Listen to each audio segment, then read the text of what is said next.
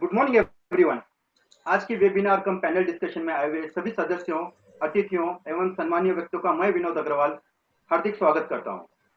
Today's webinar is jointly organized by ABC, that is Agrawal Business Connect, and IBC, that is Indian Business Council, who have been helping entrepreneurs for the business growth and creating new various avenues for new business generation. And also today's program is supported by Brotherhood Foundation Pune, Agrawal Samaj Pune, Agrawal Samaj Federation Pune, and ACE.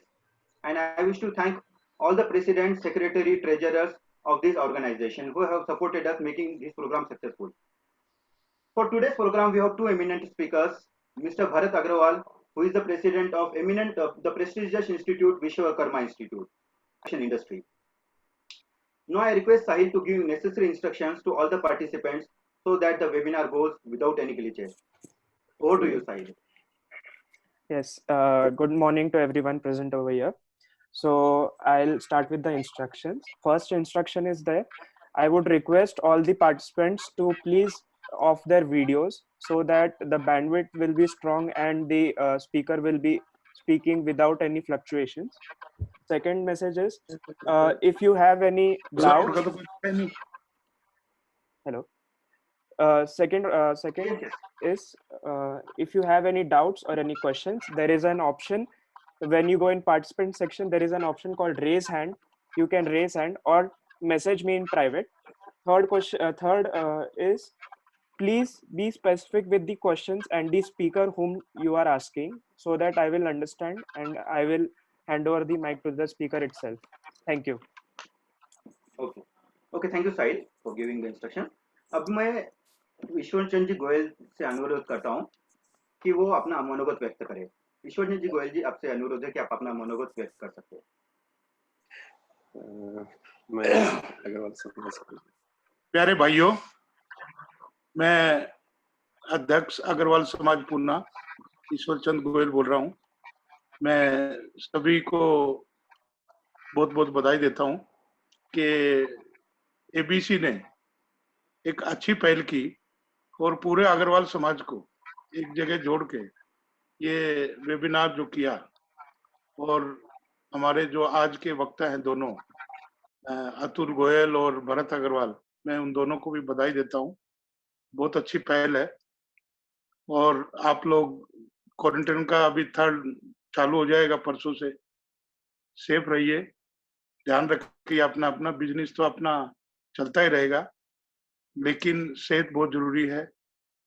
इसलिए मेरी सभी से request है कि quarantine के time पे, ये दुख भरे टाइम पे, या बहुत जो चल रहा है अभी, उसमें सभी लोग 1-1.5 महीना से घर में बैठ के बहुत बोर हुए हैं। मुझे भी समझता है ये बात, हम खुद बहुत परेशान हैं, लेकिन कोई इलाज नहीं, इस टाइम को अपने को निकालना है। और मैं सभी से रिक्वेस्ट करूंगा हाथ जोड़ के अग्रवाल समाज पूना की तरफ से कि सेफ रहिए और अपने घरों में रहिए, बाहर नहीं निकलिए बगैर कोई काम के। आज के इस पहल पे मैं एबीसी के सभी पदाधिकारियों को बहुत बहुत बधाई देता हूं। और आज का वेबिनार ये अच्छा होगा, मैं भी इसको सुनूंगा। धन्यवाद।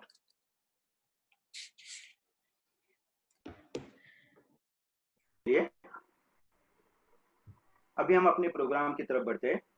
मैं रिक्वेस्ट करता हूं हेमंत अग्रवाल जी से कि वो फर्स्ट स्पीकर को इंट्रोड्यूस करके प्रोग्राम स्टार्ट करें।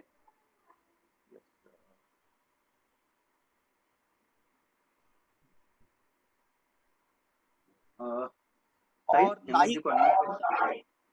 Yes sir, Audible no. आज हमारे सामने ये जो परिस्थिति उभर के आई है, इसके लिए हम तैयार नहीं थे और ना ही किसी ने इसके बारे में सोचा था।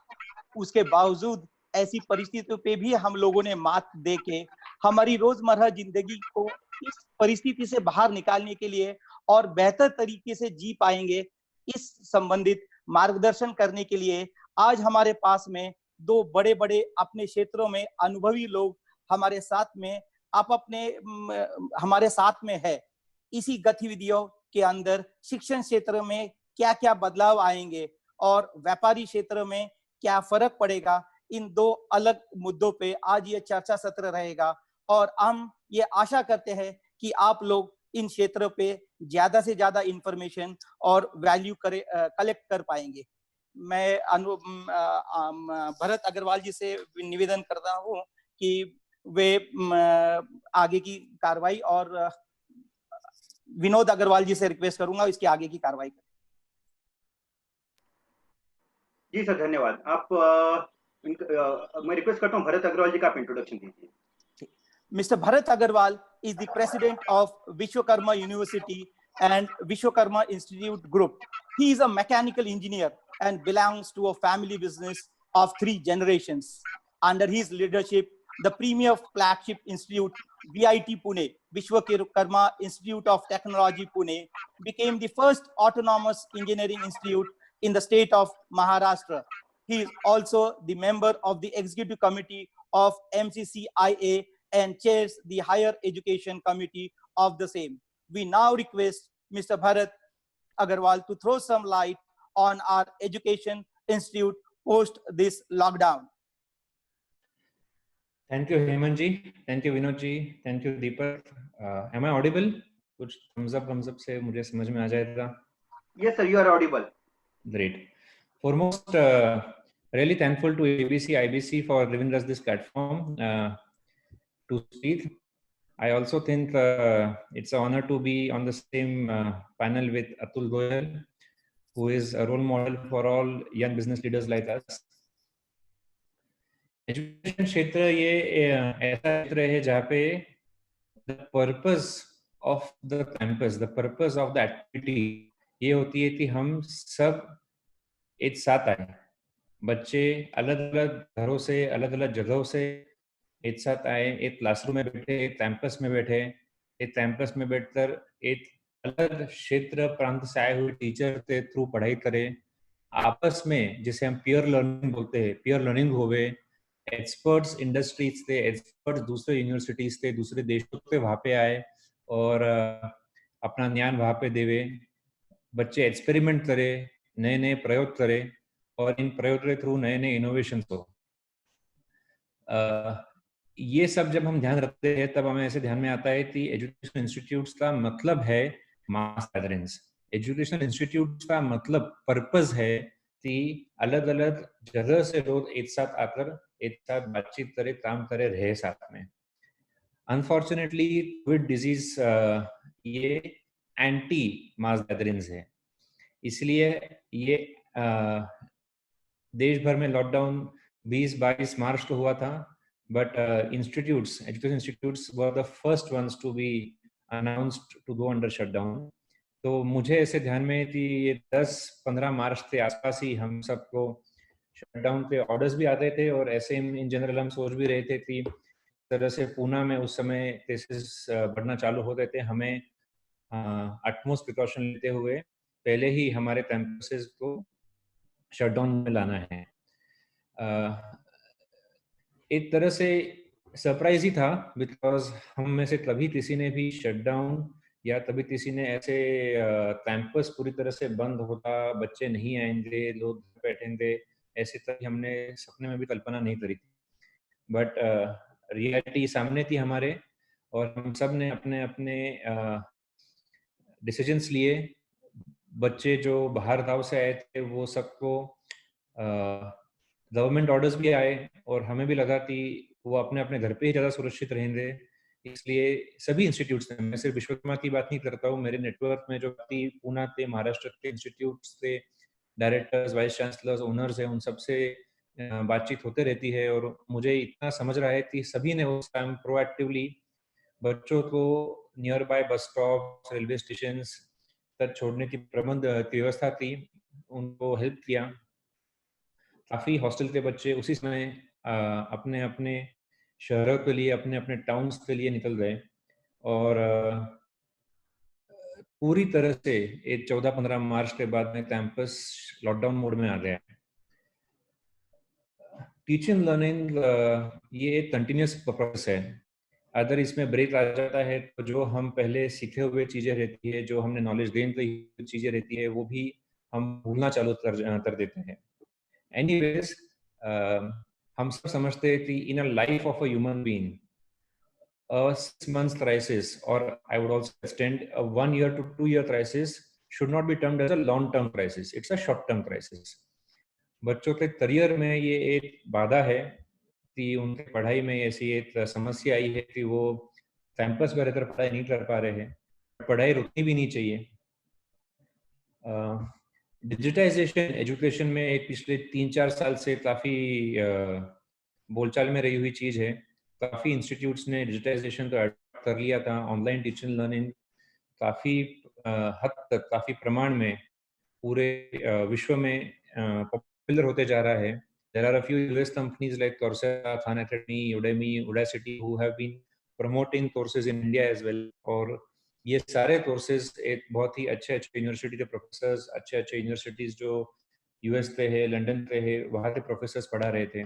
तो ये ट्रेंड ऑलरेडी इंडिया में आना चालू हो गया था. विश्वकर्मा में भी हमने पिछले 3-4 साल से डिजिटाइजेशन की तरफ काफ़ी ध्यान दिया. हमने अपने टूल्स बनाए, हमने अपने ही लर्निंग मैनेजमेंट सिस्टम्स बनाए, हमारे ही ERP बनाए जिसके थ्रू सारे बच्चे ऑनबोर्डेड थे. ऑनेस्टली बच्चों की तरफ से कभी डिजिटाइजेशन के लिए कोई रेजिस्टेंस था ऐसे मैं नहीं मानता. बच्चे कोई भी नई टेक्नोलॉजी को नॉर्मली अडॉप्ट करने में, अलाइन करने में काफ़ी लीड लेते हैं और काफ़ी प्रोएक्टिव रहते हैं.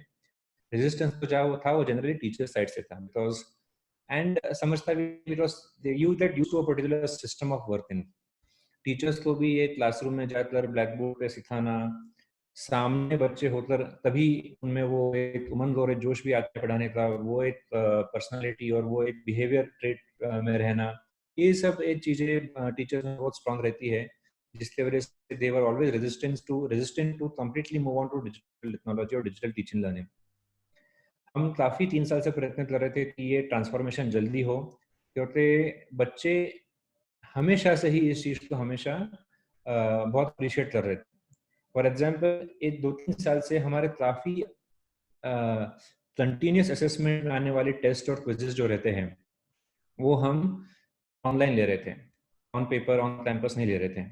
और जब भी हमने ऐसे कोई अनाउंसमेंट बच्चों के सामने कि इस बार आपका एक क्विज होने वाला है, वो ऑनलाइन होने वाला है, इस बार हम आपको क्लासरूम में, इंस्टाग्राम पे हम आपका एक टेस्ट लेने वाले हैं, इस चीज़ तो बच्चों ने काफ़ी अप्रिशिएट किया था. हम फोर्स कर रहे थे कि 5-6 साल में ये प्रॉपर डिजिटाइजेशन हो जाएगा, टीचर्स भी ऑनबोर्ड हो जाएंगे, बच्चा ऑनबोर्डेड ऑलरेडी है, और एक बहुत इफेक्टिव वे से टीचिंग लर्निंग ऑनलाइन हो पाएगा. कोविड-19 क्राइसिस की वजह से ये 5 साल का जो ड्यूरेशन था वो फास्ट फॉरवर्ड होकर 2 महीने में हो गया है. जो टीचर्स रेजिस्ट कर रहे थे उनका रेजिस्टेंस भी चले गया है. आई वुड अज्यूम एक 14-15 मार्च से लॉकडाउन के बाद में 3-4 दिन, 5 दिन थोड़े लूज थे, लेजी थे, and it was understandably so, because हम सब भी तैयारी नहीं थे.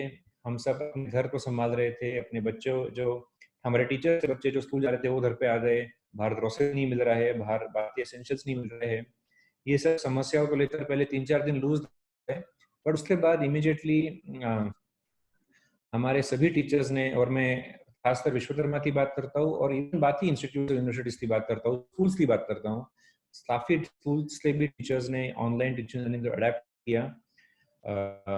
ऑनलाइन टीचिंग लर्निंग के थ्रू लेक्चर्स जिस तरह से कॉलेज में हो रहे थे उस तरह से ऑनलाइन होना शुरू हो गए, और एक 20-31 मार्च के आसपास we were like full fledged online. मैं ज़्यादा विश्वकर्मा के एग्जांपल्स दे रहा हूँ, बट प्लीज़ मैं ये समझिएगा कि मैं ओवरऑल एजुकेशन सेक्टर की नॉलेज रखता हूँ, और इसलिए मैं सबके विभाग पे बोल रहा हूँ कि सभी लोगों ने ऑनलाइन टीचिंग लर्निंग को काफ़ी फास्ट और काफ़ी इफेक्टिव वे से अडेप्ट किया है.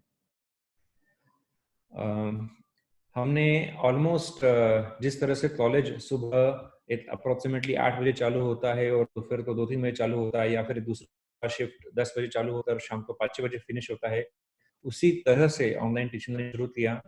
और एक 15-20 दिन बाद, 5-10 अप्रैल को जब हमने पहला स्टूडेंट फीडबैक लिया, तब स्टूडेंट फीडबैक ओवरऑल पॉजिटिव था कि ये एक तरह से एक online teaching learning effective way है. घर पे बैठकर टाइम पास या बोर होने से अच्छा हम पढ़ ही रहे हैं, और वो पढ़ने का वे कोई इनफेक्टिव वे भी नहीं है, वो भी एक बहुत अच्छा मेथड से हम पढ़ रहे हैं. एक ही नेगेटिव फीडबैक आया, सॉरी मैं 2 बोलूँगा, 2 नेगेटिव फीडबैक आए. एक थोड़ा पॉजिटिव नेगेटिव के बॉर्डर पे था, इसलिए मैं भूल गया उसे. 2 नेगेटिव फीडबैक आए. पहला फीडबैक ये आया कि बहुत ज़्यादा हो रहा है. बहुत ज़्यादा हो रहा है इसका मतलब जब हम सुबह 9 बजे क्लासेस कर रहे हैं और शाम को 4-5 बजे तक क्लासेस ले रहे हैं ऑनलाइन। बच्चों के एब्जॉर्प्शन के लिए, बच्चों के टास्क के लिए थोड़ा वो आउट ऑफ प्रोपोर्शन जा रहा था। उसी के रिलेशन में दूसरा नेगेटिव फीडबैक ये आया कि मजा नहीं आ रहा है, और मेरे हिसाब से ये ऑनलाइन रीडिंग सिस्टम का सबसे बड़ा चैलेंज है। देखिए, जब हम कैंपस में रहते हैं, जब हम स्कूल में रहते हैं, जब हम हमारे दोस्तों के साथ रहते हैं, तब हम पढ़ाई करते हैं, हम रिसर्च करते हैं, हम लैब वर्क करते हैं, हम प्रोजेक्ट करते हैं, सेमिनार्स देते हैं, बट हम सब साथ में रहते हैं। उस समय एक पढ़ाई का और एक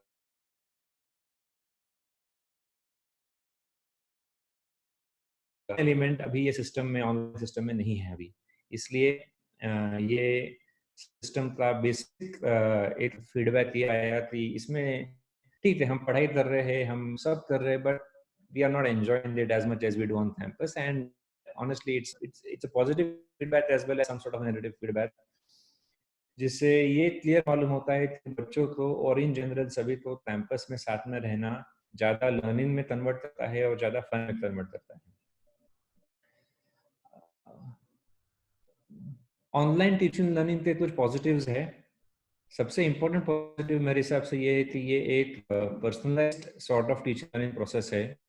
जब मैं क्लासरूम में 60 बच्चों के साथ में या 40 बच्चों के साथ में रहता हूँ, तब टीचर के साथ टीचर की जिम्मेदारी होती है कि वो एक ही तरह का कंटेंट 1 घंटे में सभी 40 बच्चों के लिए कवर करें। ऑनलाइन टीचिंग लर्निंग में सभी जूम के थ्रू या गूगल मीट के थ्रू जो आज लेक्चर्स कंडक्ट हो रहे हैं, वो सब रिकॉर्ड होते हैं। रिकॉर्डिंग हमारे पोर्टल पे LMS पे शेयर होता है और बच्चे वापस रिकॉर्डिंग को देखकर अपने डाउट्स या अपने प्रॉब्लम सॉल्व कर सकते हैं। सेकेंडली, बहुत सारे बच्चे इन क्लासरूम हाथ उठाकर क्वेश्चन पूछना, इसमें आज भी उन्हें संकोच है। There is a fear factor, there is a low confidence motion among students which prohibits them from asking questions to the teachers directly. Online medium में डाउट सॉल्व करने के लिए आप टाइप कर लो, टीचर को पर्सनली एक ईमेल भेज दो, पर्सनली हमारे LMS के थ्रू एक नोट भेज दो। एक डिस्कशन फोरम्स रहते हैं जो ऑनलाइन थे, उन पे जरा बात कर लो, उसके हिसाब से जरा थोड़ा समझ लो। तो personalized education is something that is definitely a big plus online education. Even teachers individually बच्चों की तरफ ध्यान देकर काफी एनालिटिक्स हमें ऑनलाइन सिस्टम में मिलता है कि ये बच्चा कैसे परफॉर्म कर रहा है, कैसे बिहेव कर रहा है। ये एनालिटिक्स फिजिकल क्लास में नहीं मिलता है बिहेवियर और परफॉर्मेंस को लेते हुए। तो ये परफॉर्मेंस और बिहेवियर का भी एक इनपुट टीचर को हेल्प करता है कि वो किस तरह से और अच्छे से पढ़ाए। देयर आर फ्यू चैलेंजेस दो। सबसे इम्पोर्टेंट चैलेंज मेरे हिसाब से है कि फन नहीं है, टीम वर्क नहीं है, कोलैबोरेशन नहीं है। आई एम श्योर आज इतना इन्वेंशन, इतना इनोवेशन सॉफ्टवेयर सिस्टम को लेकर चालू है। आई एम श्योर कोलैबोरेशन और टीम वर्क की तरफ भी कुछ ना कुछ इम्प्रूवमेंट होगी। It can not replace physical I would say fun when you meet someone and collaborate with him, but there would be at least some improvements than what we're doing today. There are a few challenges around some few subjects as well. हमारे कुछ mathematics के teachers ने बोला है कि mathematics online पढ़ाना इतना easy नहीं है। हमारे कुछ जैसे एक इंजीनियरिंग में सब्जेक्ट होता है इंजीनियरिंग ग्राफिक्स या ड्राइंग, उसके टीचर्स ने बोला है कि there are some challenges around how the students understand subject of that sort online. So there are some challenges around some subjects as well. There are some subjects which are more theory or more visual oriented, which can be taught online pretty as easily, in fact sometimes even more than offline. But there are some subjects which still remain a bit of a challenge to teach online. So I'm sure these are challenges. I will not call them problems because थोड़े ही दिनों में तो ना तो innovation systems में आ जाएंगे. हम भी हमारा behavior और हमारा सब adapt करते हैं, जिससे हम भी अपने आप को इस सिस्टम की तरफ और इस नए मेथोडोलॉजी की तरफ और अलाइन कर पाएंगे और इसको हम एब्जॉर्ब कर पाएंगे और सारे चैलेंजेस को हम ओवरकम कर पाएंगे। एक लास्ट इम्पोर्टेंट चीज है hostels. Now unfortunately I would like to make a big मतलब ऐसे compliment to our government also and in general the Indian culture. हमारे इंडियन गवर्नमेंट ने जब लॉकडाउन अनाउंस किया, तब पहला अनाउंसमेंट यह है कि जो बच्चे हॉस्टल्स में रह रहे हैं वो प्लीज अपने अपने घर जाए, वो बेटर है। एंड सही भी है, बिकॉज हॉस्टल में ध्यान रखना इतने मास पॉपुलेशन बच्चों का मुश्किल था। तो जैसे मैंने पहले बताया, काफी बच्चे, इनफैक्ट सभी बच्चे अपने घर चले, उनको घर पहुंचाने में सभी कॉलेजेस, स्कूल्स, यूनिवर्सिटीज ने बहुत हेल्प किया, उन्हें स्टेशन तक छोड़ना, निकालना, रेलवे स्टेशन तक छोड़ना, all that stuff. But more importantly हमारे पास में, जैसे हमारे यहाँ विश्वकर्मा में करीबन 300 इंटरनेशनल स्टूडेंट्स हैं, आउट ऑफ इंडिया के स्टूडेंट्स हैं। इन सब के लिए डायरेक्टिव ये आया गवर्नमेंट की तरफ से कि इन सब को, बिकॉज उस समय इंटरनेशनल फ्लाइट्स भी बंद होना चालू हो गए थे, उन सब के लिए हमारे पास डायरेक्टिव ये आया कि प्लीज आप उन सब हॉस्टल में ही रखिए और उनका ध्यान रखिए। सिर्फ एक ही निर्देश उनके लिए है कि वो कहीं बाहर आए जाए ना। जिस तरह से हम लॉकडाउन में थे, उन्हें भी हॉस्टल में लॉकडाउन में रखिए।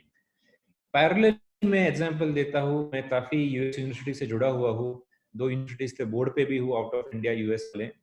उन सभी ने बहुत ही स्ट्रिंजेंट पॉलिसी लिया कि पूरा कैंपस वेकेट करो, आप नेशनल बच्चे हो, इंटरनेशनल बच्चे हो, कई बच्चे हो, आपने हॉस्टल खाली करना है।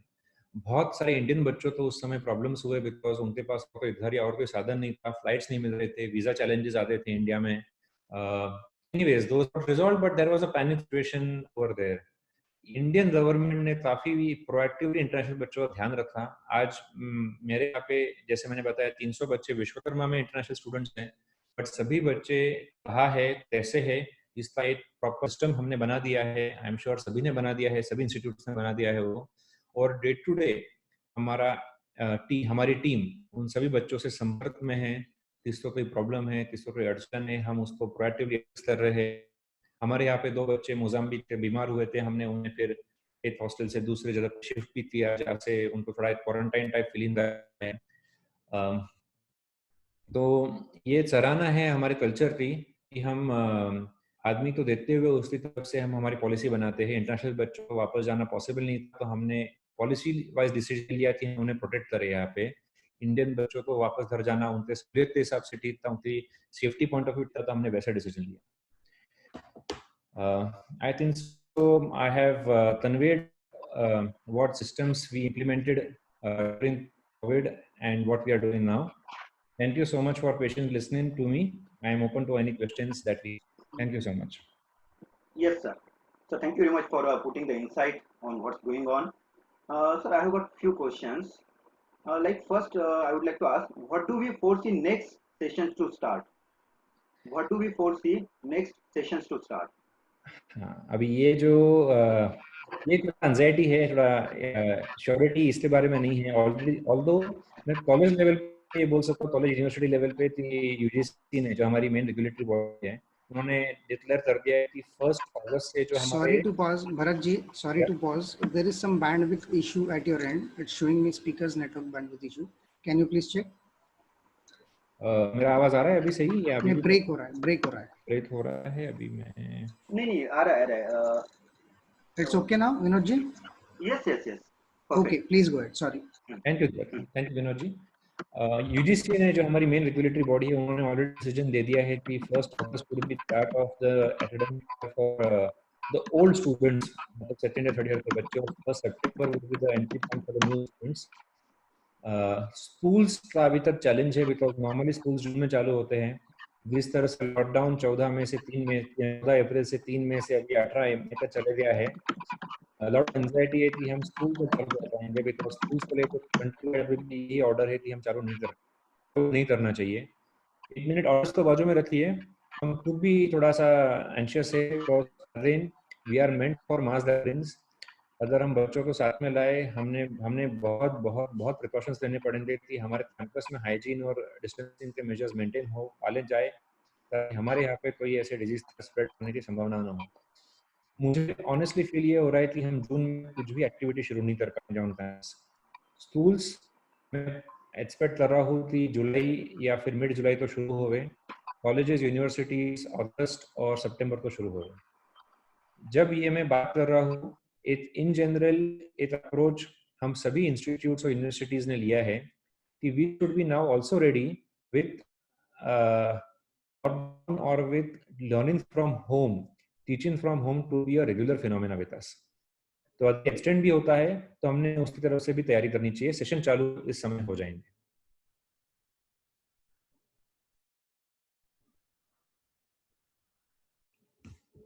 Vinod ji, yes sir, thank you very much. Yes, मैं अभी अगला प्रश्न आपसे पूछना चाहूंगा कि जैसे अभी नया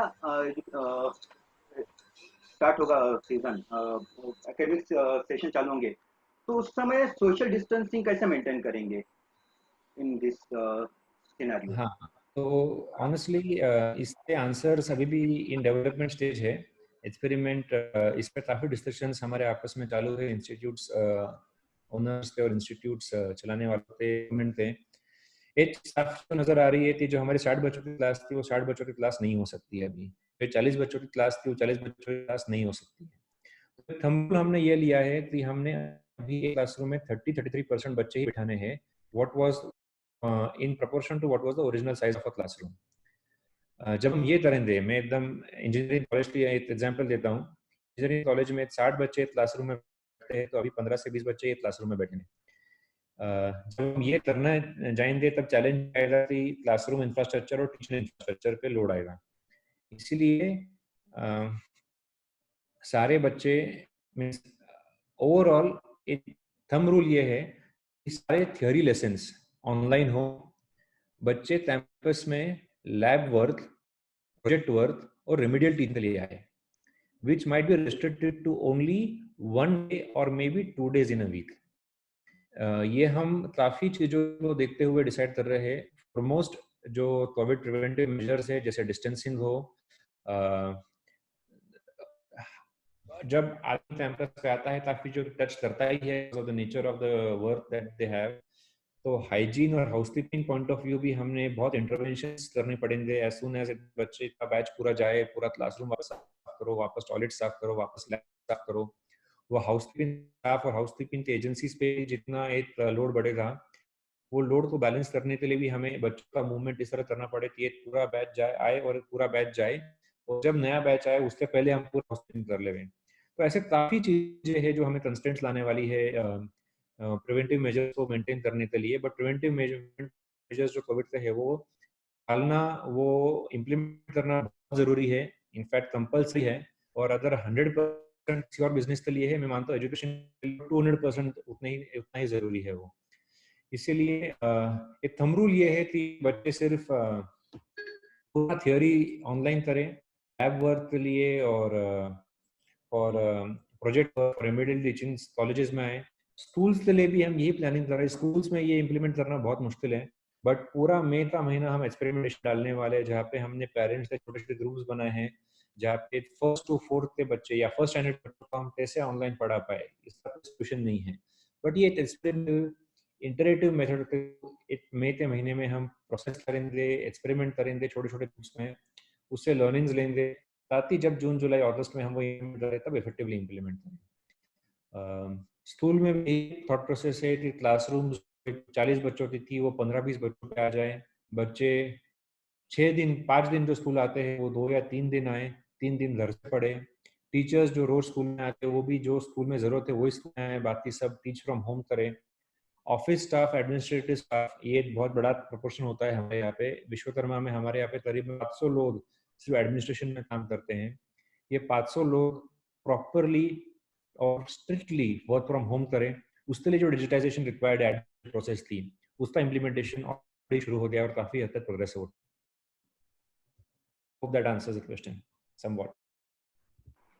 सर थैंक यू। अगला जो मैं आपसे पूछना चाहूंगा कि अभी जैसे ये ओवर हो जाएगा, इट विल बी नॉर्मल, तो कौन से कोर्सेस है जो डिमांड में हो सकते हैं आफ्टर दिस सिचुएशन? ऐसा थोड़ा सा बैंडविड्थ का भी आई थिंक बीच में इशू आ रहा है, अगर आप उसको भी कुछ कर सके तो वो भी देखिए, और साथ ही अगले क्वेश्चन का अगर सर आई वुड सजेस्ट अगर आप अपना वीडियो बंद रखेंगे तो आपकी वॉइस एकदम परफेक्ट सुनाई देगी। मैं मेरा वीडियो बंद करूं? Yes. I also request others also, those whose videos are on, please switch off your videos so that हम सभी का साउंड अच्छा है। Okay, please go ahead. एक चीज तो क्लियर है, मैं थोड़ा इंजीनियरिंग ओरिएंटेड हूँ बिकॉज मैं फुल इंजीनियरिंग एजुकेशन रहा है इतने सालों से। डिजिटाइजेशन ऑफ ऑल बिजनेसेस ये एक रैपिडली इवॉल्विंग फील्ड हमेशा से पिछले 5 साल से रहा है। कोविड-19 ने उस पर बहुत बड़ा बूस्ट दिया है। Am I audible now? Yes sir, audible. You are audible sir. Perfect. So ये डिजिटाइजेशन प्रोसेस ने पूरे सिस्टम, डिजिटाइजेशन ऑफ बिजनेसेस, ये एक एक्टिविटी को काफ़ी बूस्ट मिला है कोविड की वजह से। हम सब ये समझ गए कि हमने काफ़ी एक्टिविटीज़ जितनी हो सकते रिमोटली करते आना चाहिए हमें। मैं जैसे फॉर एग्जांपल फैक्ट्री है, मेरी फैक्ट्री तैयार में है, मैं अभी ये फोर्स कर रहा हूँ कि ये साल भर में हमने ऐसा डेवलप कर कि हमारे मेंटेनेंस इंजीनियर सपोज फैक्ट्री पे नहीं भी जाए तो भी मशीन मेंटेनेंस रिमोटली हो कर पाए वो, या फिर 50% टीम जाए 50% नहीं भी जाए तो भी वो कर पाए। इन शॉर्ट डिजिटाइजेशन के अराउंड जो प्रोसेस है which primary revolves around electronics engineering, instrumentation engineering, computer engineering, ये फील्ड्स को मैं मानता हूँ कि काफ़ी बूस्ट मिलने वाला है। इसका दूसरा एक स्ट्रॉन्ग पॉइंट ये भी है, या एक कॉम्प्लीमेंट करने वाली चीज़ ये कि हमारे यहाँ पे ऑलरेडी अगले साल से जितने रिक्रूटर्स कैंपस पे प्लेसमेंट्स के लिए आते हैं, एक फियर ये था कि आईटी सबसे बड़ा रिक्रूटर है, हम सभी जानते हैं आईटी इंडस्ट्री।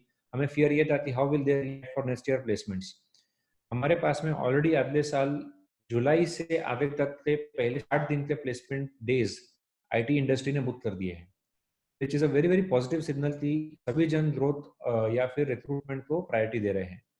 जो ये साल जो 19-20 एकेडमिक ईयर में रिक्रूट बच्चे हैं जिनको जॉब ज्वाइन करना था इन जुलाई अगस्त सितंबर, किसी का भी मैंने अभी तक हमारे यहाँ पे एक भी बच्चे का जॉब ऑफर रिजेक्ट हुआ है नहीं सुना है मैंने।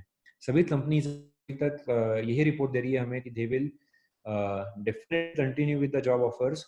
ज्वाइनिंग में भी डिफर्ड बाय अ मंथ और so depending on the lockdown, but now them are cancelling the job offers. हम ये भी देख रहे हैं कि मैन्युफैक्चरिंग बूस्ट इंडिया को मिलने वाला है because of the international cold war that is going on. इसीलिए मैकेनिकल, सिविल, ये दोनों फील्ड्स को ग्रोथ ओरिएंटेशन है, ग्रोथ प्रोस्पेक्ट्स है। पब्लिक हेल्थ एक ग्रोइंग फील्ड रहने वाला है, हेल्थ सैनिटेशन ये ग्रोइंग फील्ड रहने वाला है, बिकॉज हम एक डे टू डे लाइफ में अभी काफी हाइजीन ओरिएंटेड, हेल्थ ओरिएंटेड और सैनिटेशन ओरिएंटेड होने वाले हैं, बेटर सैनिटेशन ओरिएंटेड। ये एक prospective field of growth field of education में रहने वाले हैं। whatever is related to improvement of efficiency, इसमें मैं अभी एक साइकोलॉजी एस्पेक्ट भी लाता हूँ कि हम साथ में रहकर काम करने से एक बिहेवियर से बड़े हुए हैं, बिहेवियर तो चलते हैं, बट अभी रिमोटली हम काम कर रहे हैं, घर बैठकर काम कर रहे हैं। Psychology is also or human psychology is something different now than what it used to be, and the behavior of humans is changing with the changing work environment, with the changing business environment. इसलिए psychology studies का भी एक importance बढ़ने वाला है। Thank you. Was it better? Thank you very much. Yes sir, it was definitely better. Sir अभी इतने सारे क्वेश्चंस पर आपका हाईलाइट हो गया। अभी मेरे जो अगला क्वेश्चन मैं आपसे पूछना चाहूंगा कि भविष्य में campus education versus online education, इनका फ्यूचर कैसा होगा, उसका ज्यादा डिमांड किस चीज की होगी और ज्यादा क्या अच्छा होगा? मैं लॉट ऑफ कलेक्टिव अनुभव जो हम सब इंस्टीट्यूट्स का है उसमें से बोलता हूँ कि ऑनलाइन एजुकेशन हमेशा ही कैंपस एजुकेशन को कॉम्प्लीमेंट करेगा, बट कभी उसे रिप्लेस नहीं करेगा। जब हम कैंपस एजुकेशन की बात करते हैं तब एक टीचर से एजुकेशन लेना ये सिर्फ एक कंपोनेंट है उसका। उसके अलावा एक बहुत बड़ा इंपॉर्टेंट कंपोनेंट है वो एजुकेशन, पीयर लर्निंग हम बोलते हैं उसे। स्पेशली ये पोस्ट ग्रेजुएट एजुकेशन के लिए बहुत ज्यादा है, बट मैं मानता हूँ even school point of view, schools under graduate में भी इसका इंपॉर्टेंट कंपोनेंट है। इसलिए online education although will be very very relevant in coming days, but it will always complement on education. Formal आपको जब लेनी है तब आपने ऑन कैंपस फिजिकल एजुकेशन ही लेना है। बहुत सारे physical education on campus education courses में ऑनलाइन कंपोनेंट्स का एडिशन होने वाला है। Online education totally independently will be relevant when it comes to skill develop. मैं बैठा हूँ और पाइथन सीखना है, मैं ऑनलाइन कोर्स, मैं बैठा हूँ मुझे वेरी सिंपल हार्ड सीखना है तो मैं ऑनलाइन कोर्स कर लूँ। तो एक स्किल डेवलप करने के लिए ऑनलाइन एजुकेशन हमेशा एक बेटर और एक मोर एफिशिएंट सिस्टम आगे उभर कर और ऑलरेडी है मेरे हिसाब से, बट आगे और ये उभर कर on-campus education is here to stay. In fact, after all this experience of COVID and after we have come back together on campus, I'm sure students will enjoy campuses much more than ever before. Sir thank you sir. अभी बहुत सारा समय सबके पास available lockdown की वजह से बहुत से लोग अलग अलग ऑप्शंस देख रहे हैं कि कैसा टाइम बिताए, तो इसमें आपका क्या सुझाव रहेगा कि स्टूडेंट्स ने अपना समय किस तरह से व्यतीत करना चाहिए? How effectively they should utilise their time so that after lockdown they can evolve into something else, a better personality? देखिए ऐसा है कि जो बच्चे अभी 10th और 12th में हैं और जिनके अभी एग्जाम्स या तो ऑलरेडी फिनिश हो गए हैं या एक आध पेपर दिया होता CBSE या SAC का, वो बच्चों ने ये सोचना चाहिए कि अगर ये उनका समर हुआ रहता तो उन्हें क्या करना चाहिए था. तो what they would have done if this would have been a normal summer vacation for them. Some of them would have joined the computer applications course, some of them would have joined dance, some of them would have joined listening learning the instrument, कोई sports join करते थे. बहुत सारी चीजें अभी possible नहीं है. Sports और अभी इस माहौल में पॉसिबल नहीं है. बहुत सारे कोर्सेज ऐसे अभी ऑलरेडी ऑनलाइन शिफ्ट हो गए हैं. For example computer courses 100% I am sure online shift हो गए हैं. बहुत सारे हॉबी कोर्सेज ऑनलाइन शिफ्ट हो गए हैं. बहुत सारे physical development courses online shift हो गए हैं. ऑफ कोर्स ये हॉबीज और ये कोर्सेज जो हम नॉर्मली समर वेकेशन में करना चाहिए थे या हम किए रहते हैं, वो हमने अभी इस ऑनलाइन मोड पे करना चाहिए, ताकि जब ये ऑनलाइन मोड जब ये लॉकडाउन हुए और हम कैंपस ज्वाइन करें, हमारे पास वो स्किल्स आ जाए. और दूसरा इम्पोर्टेंट है कि हम रीडिंग पे ध्यान दें. मीन्स मेरा रीडिंग से मतलब कोई किताबें नहीं है. Reading as a habit cultivate करना बहुत बहुत इम्पोर्टेंट है. अनफॉर्चुनेटली हम देख रहे हैं या मैं देख रहा हूँ कि हमारे यहाँ पे जब हम बच्चों का इनपुट लेते हैं कि what are their hobbies and what are their likes and dislikes, and then we track इससे क्या बेनिफिट मिलता है. ये काफी एनालिटिक्स हमने इंटरनली किया है. तो reading is one habit which has really helped a lot of people to think better and to act better. Reading as a habit diminish होते जा रहा है. ये कल्टीवेट करने के लिए भी कुछ ऑनलाइन टूल्स है, वो हम यूज कर पाएंगे. Yes sir, thank you very much. Hemant भाई, हेमंत भाई आपको कोई क्वेश्चन पूछना है? हाँ जी. How is study abroad as compared to study in India? Well, both have their pros and cons. एक थंब वापस मेरा ये है और मैं ये some experiences and with some facts बोलता हूँ काफी फोरम्स में. कि अंडर ग्रेजुएट एजुकेशन मेरे हिसाब से, मतलब आफ्टर 12th का जो 3-4 साल तक ग्रेजुएट डिग्री आप हासिल करते हो, वो इंडिया का बहुत स्ट्रॉन्ग है. एजुकेशन में हमने काफी इंप्रूवमेंट्स करने चाहिए, जो वेस्टर्न कंट्री स्पेशली यूएसए ने काफी हद तक पोस्ट ग्रेजुएट एजुकेशन को अफोर्डेबल बना रखा है. तो एक थंब रूल मेरे से लेना है आपको, तो ये कि अंडर ग्रेजुएट एजुकेशन इंडिया में बहुत स्ट्रॉन्ग है. हम जितने बड़े बड़े सक्सेसफुल इंडियंस की बात करते हैं, जो आज हम बोलते हैं कि यूएस में जाकर बड़े हुए हैं और यूएस में आज बड़े बड़े कंपनी से सीईओ हुए हैं. ऑफ कोर्स यूएस के एनवायरनमेंट ने, यूएस की पढ़ाई ने उनको डेफिनेटली बूस्ट दिया है, but all of them trace back to good under education in India. और मैं तो देखता हूँ कि जब हमारा सिलेबस इंजीनियरिंग का या एक साइकोलॉजी कोर्स था, फार्मेसी कोर्स था, under graduate engineering course, pharmacy course syllabus में एक यूएस यूनिवर्सिटी का देखता हूँ, मुझे ऐसे ध्यान में आता है कि हमारा कोर्स, हमारा स्ट्रक्चर काफी रिच और काफी रिगरस है. It is very loose in the US when it comes to the basic structure and core contents. But जैसे मैंने बताया, peer learning भी important है. आउटसाइड इंडिया peer learning में आपको डाइवर्सिटी मिलती है, बिकॉज आप एक इंटरनेशनल ग्रुप के साथ रहते हो, तो काफी दूसरे देशों के बच्चे आपसे मिलते हैं और उनके साथ पढ़ना, उनके साथ रहना, ये आपके पर्सनैलिटी के लिए, आपके थिंकिंग के लिए काफी बेनिफिट करता है. तो ये प्रोज है. In general cost of education is also important. Value for money अगर देखा जाए तो अंडर ग्रेजुएट एजुकेशन इंडिया में वैल्यू फॉर मनी में बहुत हाई एक बेंचमार्क सेट किया हुआ है. Value for money under graduate education outside India, specially US, मुझे लगता है थोड़ा एक्सट्रीम है. इतना वैल्यू फॉर मनी मिलता है उस चीज को. पोस्ट एजुकेशन के लिए I promote out of India जाना, if it is possible for you from a financial point of view, जाना चाहिए. काफी एक्सपोजर मिलता है, काफी इनोवेशंस वहाँ में मालूम पड़ते हैं. और आप तो एक तरह से एक इंडस्ट्री तरह वहाँ पे एडवांटेज मिलता है. तो post graduate education definitely out of India if financially it is possible for you. India में भी पीजी एजुकेशन बहुत स्ट्रॉन्ग है. IITs IIMs को छोड़कर भी काफी बड़े यूनिवर्सिटीज, बड़े इंस्टीट्यूट्स अच्छा ही पोस्ट ग्रेजुएट एजुकेशन दे रहे हैं. It all depends at PG level only on it more than anything else. Yes sir, thank you. एक बस आपसे लास्ट क्वेश्चन पूछना चाहूंगा. इस सिचुएशन के बीच में, लॉकडाउन और वायरस सिचुएशन के बाद में कौन सा कॉलेज चुनना चाहिए, वो कैसा सुझाव हो सकता है आपको उसके बारे में? देखिए, मैं शॉर्ट में रिप्लाई देता हूँ इसका, बिकॉज मेरे हिसाब से ये कॉलेज चुनना ये एक लॉन्ग टर्मिश व्यू है. आप तो ये 3-4 महीने, 2 महीने, 1 महीने का कोई एक सर्टिफिकेट स्किल डेवलपमेंट कोर्स नहीं कर रहे हो, आप करियर का कोर्स कर रहे हो. अगर आपने इवन BBA या BCom भी करना है, अगर आपने BSc भी करना है, अगर आपने BE या फिर BTech करना है, या फार्मेसी करना है, आर्किटेक्चर करना है, ये 3-4-5 साल से फॉर्मल फुल टाइम कोर्सेज हैं.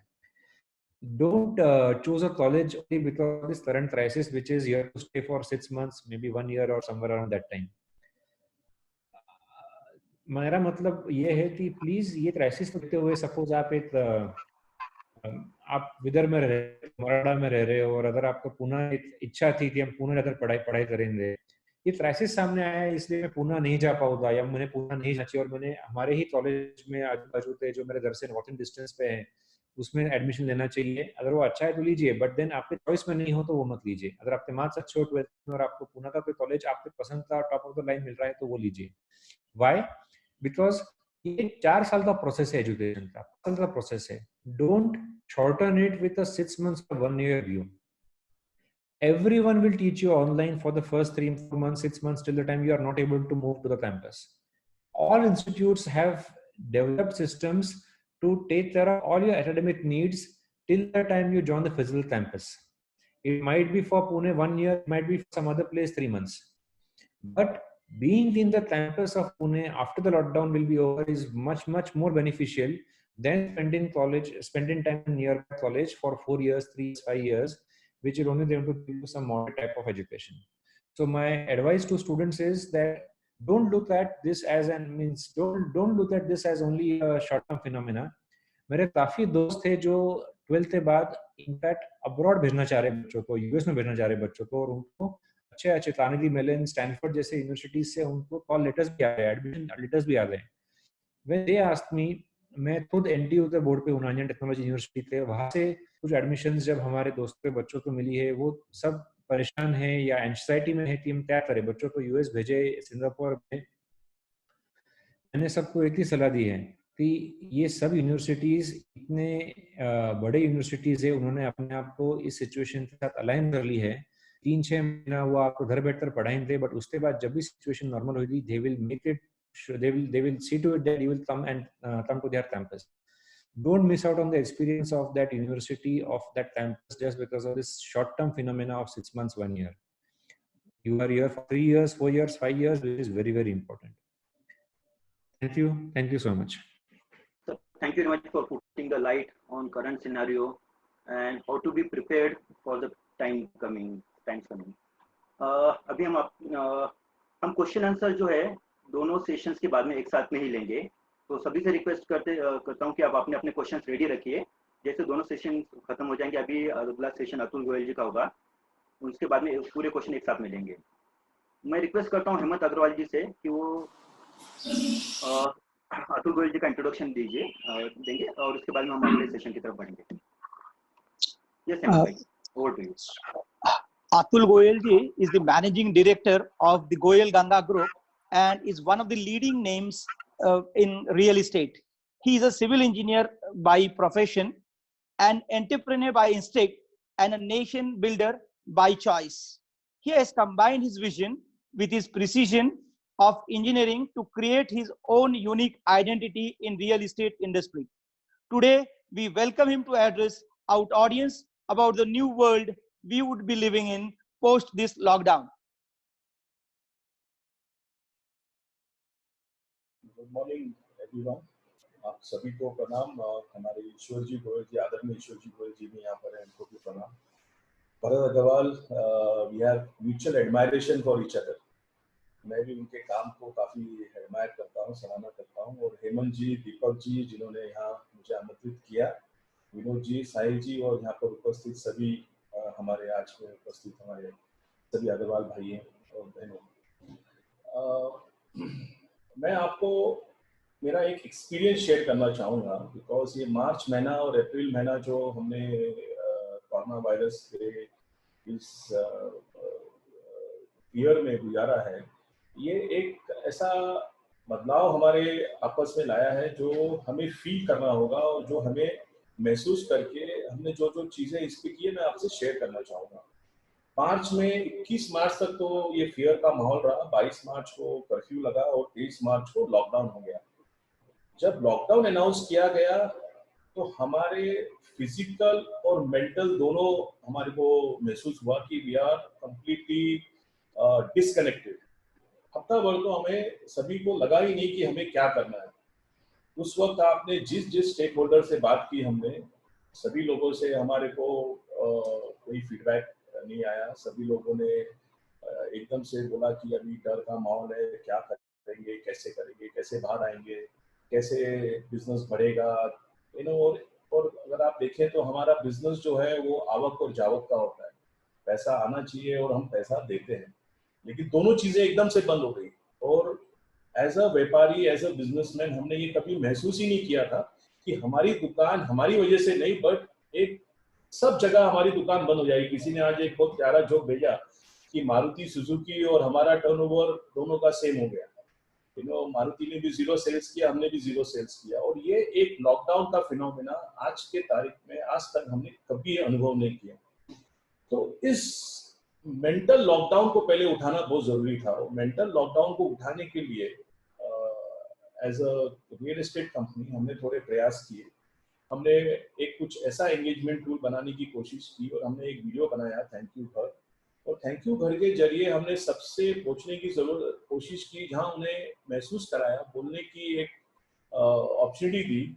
हमारे कस्टमर्स, हमारे employees, associate, supplier, contractors, bankers, government agencies, हमने सबको बोला कि आप जहाँ रह रहे हैं वहाँ महफूज हैं, तो start showing gratitude to your घर।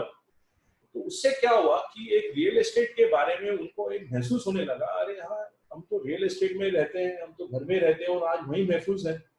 तो हमारे बिजनेस में एक पॉजिटिविटी क्रिएट करने की हमने एक कोशिश की। तो ये एक युग है, I would say it is a era after corona virus, जिसका इफेक्ट हमारे सभी हैबिट्स पे, हमारे कल्चर पे, ह्यूमन बिहेवियर पे आने ही वाला है। क्योंकि जैसे भरत जी ने कहा कि ये 1 साल तक चल सकता है, 2 साल तक चल सकता है, ये सभी का एक अपना अपना अनुमान है, लेकिन किसी को भी सर्टेनिटी नहीं है। आज हम लोग अगर देखेंगे तो इस युग में हम लोग 4 चीजें महसूस कर रहे हैं। एक है डीवैल्यूएशन ऑफ मनी। जो पैसा हमने लगाया है, ये 2 महीना, 4 महीना, 6 महीना जब ये लॉकडाउन चलेगा या अनसर्टेनिटी चलेगी, ये पीरियड उस पैसे को डीवैल्यूएट कर देगा। हमारा लगाया हुआ पैसा पूरा उसका रिटर्न ही नहीं आएगा। लोग रेंट देने से मना कर रहे हैं, बैंकों को हफ्ता देने से मना कर रहे हैं। तो ये सब चीजों का पूरा पैसे पे, वैल्यूएशन पे इफेक्ट आएगा। दूसरा है अनसर्टेनिटी। हम लोग एक लैक ऑफ नॉलेज के एरा में रह रहे हैं। हमारे को पूरा रीलर्न करना पड़ेगा। आज तक जिस तरीके से हमने काम किया था, आज ऐसा लगता है कि वो काम करने का तरीका, वो नॉलेज हमारे को काम आएगा या नहीं आएगा, ये हमारे मन में एक प्रश्न चिन्ह सबके मन में आता है और हमारे भी मन में आया। दूसरा है सिचुएशन बहुत कॉम्प्लेक्स हो गई है। मतलब हर चीज को अगर आप देखेंगे तो वो सिचुएशन में बहुत सारे स्टेट्स हैं, बहुत सारी चीजें हैं। बच्चों का एजुकेशन है, हमारा रहना है, हमारा हेल्थ है, हमारा डॉक्टर अवेलेबल नहीं है। काफी चीजों की कॉम्प्लेक्सिटी हमारे एकदम से हमारे परिवार में हमारे रहने में तैयार हो गई है। और ये सब चीजों का ऐसा है कि हम एक एम्बिगुअस एनवायरनमेंट में हम लोग अपने आप को पा रहे हैं। मतलब हम लोग अपने आप को देख रहे हैं कि हम लोग एक ऐसे एनवायरनमेंट में हैं जो इसमें से निकलने का हमने क्या तरीका अपनाया, मैं वो आपसे शेयर करना चाहूंगा। सबसे पहले तो हमें सोशल डिस्टेंसिंग को हमने एक्सेप्ट किया। हमने कहा कि सोशल डिस्टेंसिंग क्या है। सोशल डिस्टेंसिंग ये है कि जिसमें हम एक दूसरे से मिलने को या एक दूसरे से फिजिकली मिलना अवॉइड करना है। लेकिन बिजनेस अगर हम फिजिकली नहीं मिलते तो क्या तरीके से अपनाएं, तो मैं समझता हूँ कि आज का जो हमारा ये जूम कॉल है, ये जूम कॉल ऐसे काफी वीडियो कॉल्स के एप्स और हमारे व्हाट्सएप पे वीडियो कॉल हो सकता है। ये video call is the new normal. हमने इस वीडियो कॉल को पूरी तरह से अपनाया। हमने सबसे पहले हमारे इंटरनल लोगों से कम्युनिकेशन शुरू किया। हमारे ऐसे कितने लोग थे जिनको एक मन में हेजिटेशन था ये पूरा ऐप यूज करने का, लेकिन धीरे धीरे उनको 1 बार 2 बार 3 बार उन्हें एक आदत डलवाई कि रोज अपने दोस्तों से, अपने सहयोगी से, अपने कलीग से इस पे बात करना वो शुरू करें, ताकि वो आप बाहरी दुनिया से जुड़े रहें। सोशल डिस्टेंसिंग है, लेकिन आप एकदम से डिस्टेंस नहीं मेंटेन कर रहे हो, आप एक फिजिकल सोशल डिस्टेंसिंग मेंटेन कर रहे हो, लेकिन आपस में जुड़े रहने का, आपस में संवाद करने का एक तरीका अपनाना हमने पहले उनको सिखाया। और मैं आपको कहता हूं कि हमारे काफी लोगों ने इसे सीख लिया। नीचे से नीचे स्तर के लोगों ने भी इसको अडॉप्ट किया और इससे उनकी आदत बदलती गई। आदत बदलने का परिणाम ये हुआ कि इनका कॉन्फिडेंस बढ़ता गया, क्योंकि उन्हें कस्टमर्स को फोन करना, कस्टमर से बिजनेस के बारे में बात करने में एक संकोच था। लेकिन जैसे जैसे हमने उनको ये आदत डाली, उनका ये संकोच दूर होता चला गया और संकोच दूर होते होते उनका कॉन्फिडेंस बढ़ता चला गया। और जैसे जैसे इनका कॉन्फिडेंस बढ़ा, हमारे क्लाइंट्स का भी कॉन्फिडेंस बढ़ा। खास करके जो आईटी कंपनी में काम करने वाले क्लाइंट्स थे, उनका भी कॉन्फिडेंस बढ़ा, क्योंकि वो लोग ने भी घर से काम करने की आदत डाली। और इस तरह से आप देखेंगे कि एक कल्चरल चेंज शुरू हो गया है हमारे रोजमर्रा की काम करने के तरीके में। लॉकडाउन उठेगा, लॉकडाउन उठने के बाद शायद हमें बाहर जाने की परमिशन मिलेगी, लेकिन मन का जो डर है वो कभी खत्म नहीं होने वाला जब तक हमारे क्योर या वैक्सीन नहीं आ जाते। और उसको डर को अपने को वो डरना पड़ेगा अपने को, क्योंकि वो डर कभी खत्म हो नहीं सकता, क्योंकि ये वायरस है और ये जानलेवा है। तो अपने आप को सरवाइव करने के लिए, बचाने के लिए हमें उतना ही बाहर जाना है जितनी हमारी जरूरत है। तो हमें काम करने का तरीका बदलना पड़ेगा और वो हमने किया। हमने हमने आप हमने हमारे सेल्स को बढ़ाने की कोशिश की और हमारा सेल्स शुरुआत की। हमने काफी लोग अभी तक लगे हुए थे कि किसको कैसे शुरू करें, लेकिन हमने वो शुरुआत की। हमने कस्टमर से एंगेजमेंट शुरुआत की। कोई बहुत बड़ी सक्सेस नहीं मिली है, लेकिन शुरुआत हो गई है, कस्टमर रिस्पॉन्ड करना शुरू कर दिया है। मैं समझता हूँ कि हमारे सब बिजनेसेस में ये एक सबसे बड़ा मेंटल ब्लॉक है कि कस्टमर हमारे से बात करेगा क्या, कस्टमर हमारे से रिस्पॉन्ड करेगा क्या। मैं समझता हूँ कि ये सब चीजों का सॉल्यूशन अगर हम टेक्नोलॉजी का यूज करें, टेक्नोलॉजी में वीडियो कॉल का यूज करें, पेमेंट गेटवेज का यूज करें, डिलीवरी एजेंसीज हैं जिससे हम डिलीवरी का यूज करें और अपने नॉर्म्स अपनाएं, सैनिटाइजेशन करें गुड्स आने के बाद, गुड्स भेजने के बाद, तो काफी चीजें अगर हम यूज करते हैं और काफी चीजों का पालन करते हैं तो बिजनेस फिर से रीस्टार्ट हो सकता है। टेक्नोलॉजी को यूज करने के लिए हमें टेक्नोलॉजी के साथ बैठना पड़ेगा, वीडियो कॉल, जूमिंग यूज करना पड़ेगा और वो हमने यूज करना शुरू किया है। मैंने अपना रूटीन जो है वो सेम टू सेम मेंटेन किया है। मैं उसी समय उठता हूँ जो ऐसे पहले उठता था, उसी समय मेरा सुबह का एक्सरसाइज, ब्रेकफास्ट करता हूँ, ब्रेकफास्ट के बाद उसी समय मेरे एक छोटे से जगह आके बैठ जाता हूँ जहाँ मैं मेरा ऑफिस समझ के उसका काम शुरू करता हूँ। और शाम तक मेरे वीडियो कॉल पे मैं सभी से उसी तरह संपर्क बनाए रखता हूँ जैसे मैं ऑफिस में अपना संपर्क बनाए रखता था। और उसका परिणाम यह है कि मुझे ऐसा महसूस ही नहीं होता अभी कि मैं ऑफिस में नहीं हूँ। हाँ, बिजनेस अभी तक पहले जैसा शुरू नहीं हुआ, धंधा अभी तक शुरू नहीं हुआ, पैसा वैसा आना शुरू नहीं हुआ, लेकिन एक आदत बनी हुई है, लोगों से संपर्क बना हुआ है। और धीरे धीरे मेरा ऐसा मानना है कि जैसे लॉकडाउन उठेगा हम लोग पूरे तैयारी के साथ जा सकते हैं। और लॉकडाउन उठने के बाद हमारा वो समय नहीं जाएगा जिसमें हमें ये तैयारी करनी पड़ेगी। दूसरा, मैं मानता हूँ कि हमारे बिजनेस में हमने पहले से काफ़ी टेक्नोलॉजी का यूज़ किया था, ERP पैकेजेस वगैरह यूज़ किए थे। मैं ऐसा समझता हूँ कि आज सभी लोग अपने बिजनेस को टैली पे और काफ़ी ऐसे सॉफ्टवेयर्स को यूज़ कर रहे हैं। अभी वक्त आ गया है कि उस सॉफ्टवेयर को, उस टेक्नोलॉजी को और एक्सटेंड किया जाए रिमोट वर्किंग में। जैसे भरत जी ने कहा कि रिमोट वर्किंग के काफी बेनिफिट्स हैं। धीरे धीरे जैसे आप रिमोट वर्किंग शुरू करते हैं, आप रियलाइज करेंगे कि आपकी प्रोडक्टिविटी बढ़ जाती है। जैसे भरत जी ने कहा कि स्टूडेंट्स को लगता है कि बहुत ज्यादा कोर्स हो गया है, हमारा भी वही अनुभव रहा कि हमने जब मीटिंग्स हमारी वीडियो कॉल पे शुरू की तो सबको लगा कि मीटिंग्स बहुत ज्यादा प्रोडक्टिव हो रही हैं, बहुत ज्यादा इफेक्टिव हो रही हैं और थोड़े समय में काफी काम निकल रहा है, काम वेस्ट नहीं हो रहा है, टाइम वेस्ट नहीं हो रहा है। आने जाने का टाइम, आने जाने का समय, रुकने का वेटिंग टाइम वो बिल्कुल भी खत्म हो गया। उससे उनकी प्रोडक्टिविटी बढ़ गई और उससे टाइम बचा, पैसे बचे। क्योंकि आज हमने काफी ऐसी मीटिंग्स की जो हमारे कंसल्टेंट्स अलग अलग शहरों में थे, उनको हमने वीडियो कॉल पे लाया, उनको उनके साथ काफी ऐसी चीजें डिस्कस की और ज्यादा टाइम दिया, तो उनको भी अपने ही ऑफिस में बैठे हुए इंटरनेशनल कंसल्टेंट्स ने बैठे हुए अपने आप में एडवाइस की। मैंने एक लीगल कॉन्फ्रेंस ली जहां हमारा एक लीगल इशू था, वहां मेरे दिल्ली के एडवोकेट, बॉम्बे के एडवोकेट, पूना के एडवोकेट, पूना के 2 सब एडवोकेट्स ने वीडियो कॉन्फ्रेंस में मीटिंग की और 1 घंटे में पूरा मसला सॉल्व कर दिया। वरना मुझे पूरा 1 दिन जाता था, वो पूना आते थे, पूना से शाम को वापस जाते थे और वो मीटिंग उतनी होती थी 1 घंटे की, लेकिन उनका आना जाना बच गया, पैसे बच गए और उनके चार्जेस भी कम होंगे, जो व्यापारी को बहुत जरूरी होता है। तो ये मेरे कुछ अनुभव हैं जो मैंने पिछले 1-1.5 महीने में देखे कि आप जिस तरह से अपने एम्प्लॉयज को, अपने एसोसिएट्स को, कस्टमर्स को, सप्लायर्स को, मैंने सप्लायर्स और कॉन्ट्रैक्टर्स के साथ काफी मीटिंग्स की जिसमें मैंने उनके प्रोडक्ट्स का कोटेशन लिया, प्रोडक्ट की पूरी इंफॉर्मेशन ली, उन्होंने वीडियो डाउनलोड किए, आप वीडियो पे प्रेजेंटेशन देख सकते हैं।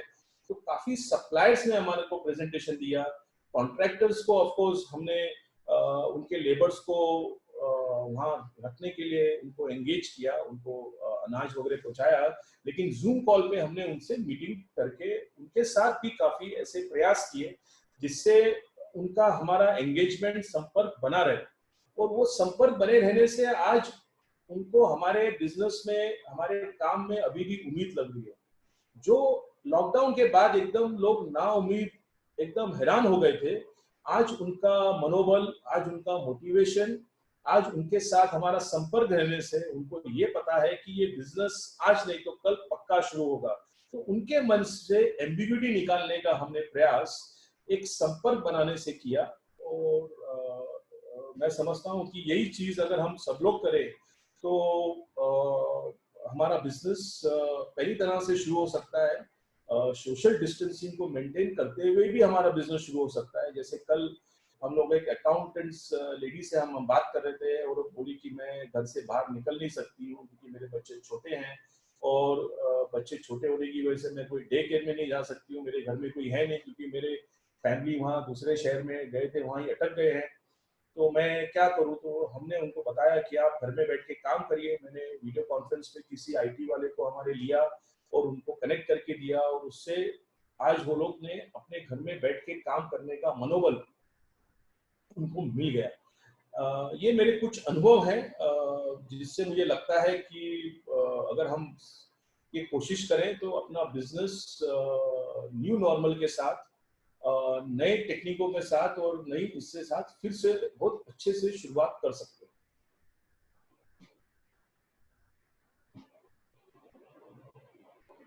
विनोद जी,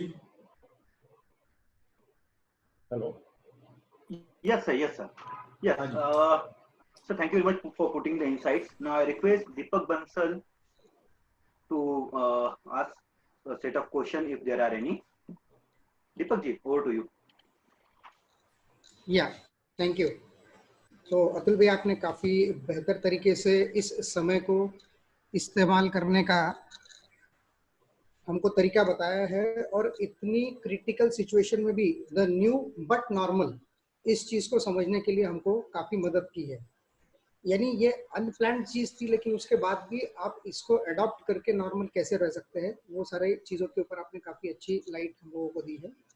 अब इससे संबंधित कुछ चीजें जो है जो हम लोग जानना चाहेंगे कि अभी ये जो आपका न्यू नॉर्मल है, so what is the new normal to deal with the clients. अभी क्लाइंट्स के साथ हम लोग कैसे न्यू नॉर्मल के तरीके से डील कर सकते हैं? देखिए, जो डर हमारे को है वही डर क्लाइंट्स में है ना। क्लाइंट्स भी साइट पे आने से थोड़ा सा डरेगा, नए नए लोगों से मिलने से डरेगा। तो लेकिन फिर भी अगर उसके मन में आप देखें तो आज आप जो क्लाइंट हमारे रेंटल अपार्टमेंट्स में रह रहे हैं उनको काफी तकलीफें उठानी पड़ी। ऐसे काफी क्लाइंट्स हैं जिनको घर लेना है और वो घर लेने का डिसीजन लेना चाहते हैं। तो मेरा अनुभव ऐसा है कि वो कोई ना कोई तरीके से संपर्क बनाए रखते हैं। हम लोग ने लूम वीडियो बनाए, हमने कुछ ऐसा वर्चुअल वीडियोस बनाए हैं हमारे बिजनेस में, जिससे हम लोग उनको वो प्रोडक्ट दिखाने की कोशिश करते हैं। और अगर वो साइट विजिट करने आते हैं तो हम लोग प्रॉपर सोशल डिस्टेंसिंग मेंटेन करते हुए अपॉइंटमेंट के साथ उनको बुलाते हैं कि जहाँ ज्यादा लोग नहीं हो और उनको वो साइट विजिट करा दी जाए और फटाफट साइट विजिट करके चले जाए, एक साथ गर्दी नहीं करते थे। तो ये सब काफी नियम बना के हमने क्लाइंट्स के साथ हमारा एंगेजमेंट बढ़ाया है, कस्टमर्स के साथ एंगेजमेंट बढ़ाया है। बाकी मार्केट फोर्सेस तो है ही जिसको फेस करना पड़ेगा, लेकिन हमारी तरफ से हमने पूरी तैयारी करी हुई है। मैं समझता हूँ कि इसी तरह हर एक को अपने बिजनेस में कस्टमर से बना के चलना पड़ेगा और काफी चीजें हैं जो अडॉप्ट करनी पड़ेगी। जैसे पेमेंट गेटवेज पहले हम लोग बहुत ज्यादा अडॉप्ट नहीं किए हुए थे, अभी पेमेंट गेटवेज के साथ हम लोग क्लाइंट से डील करना चाहते हैं। हम क्लाइंट्स को बिना चेक फाड़े हुए, साइन किए हुए वो पेमेंट्स कैसे करें, हमारे क्लाइंट्स को हम लोग कैसे ईमेल पे करें, ये सब चीजें पहले से थी, लेकिन अभी कंप्लीटली हम लोग वर्चुअल और टेक्नोलॉजी की तरफ बढ़ गए हैं।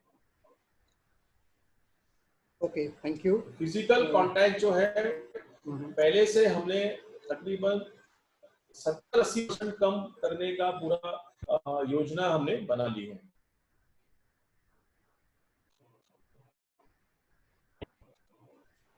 ओके, सो ये तो हो गया द न्यू नॉर्मल को डील करने के लिए।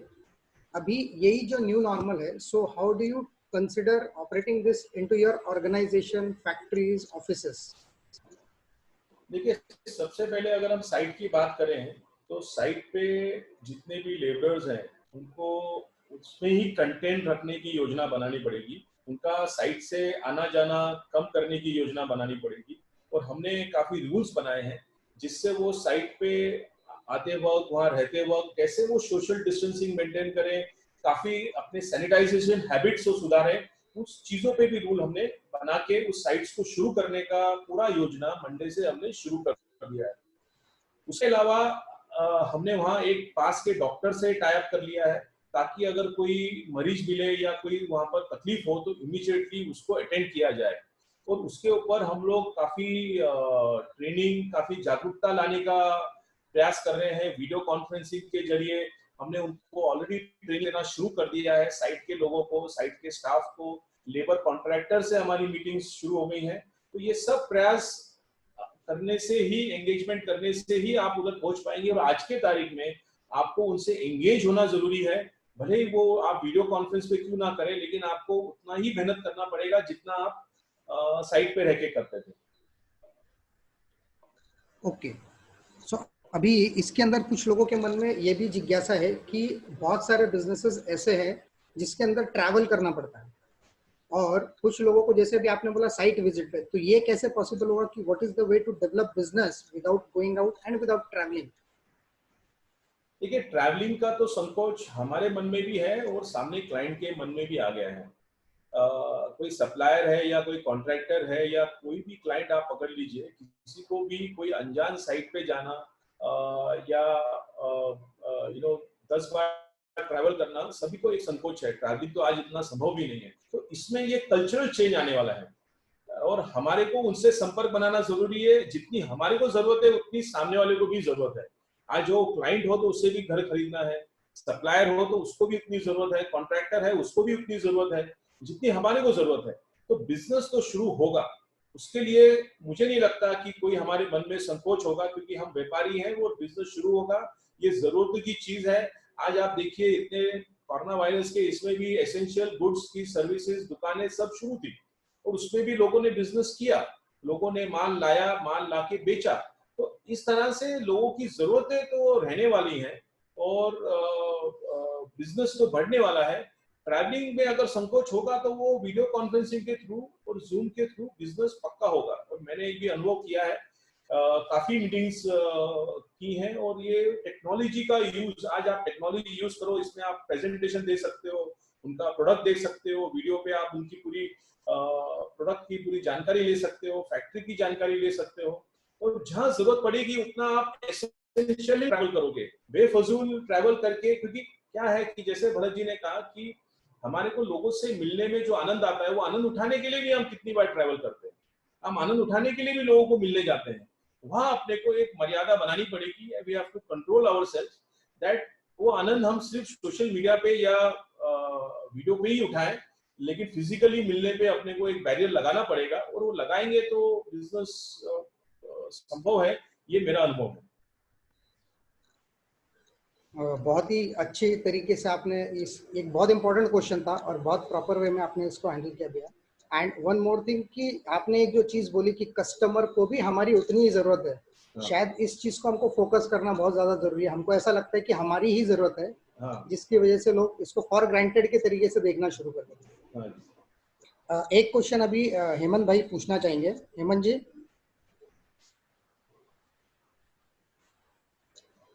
हेमंत भैया अब म्यूट। हेलो, हाँ जी बोलिए। what kind of technology you have used in this lockdown period? देखिए, सबसे पहले तो अपने पूरे ऑफिस के सिस्टम्स को हमने एक ERP कहिए या आपका वर्चुअल प्राइवेट नेटवर्क या लोकल एरिया नेटवर्क पे डालना बहुत जरूरी है, ताकि आपका पूरा ऑर्गेनाइजेशन एक सर्वर्स के साथ कनेक्ट हो जाए। तो आपका पूरा डॉक्यूमेंटेशन, आपके पूरे सिस्टम्स, आपके प्रोसेसेस, उस चीज पे आप कनेक्ट कर दो। दूसरा ऐसा है कि लोगों से संपर्क बनाने के अलग अलग तरीके हैं।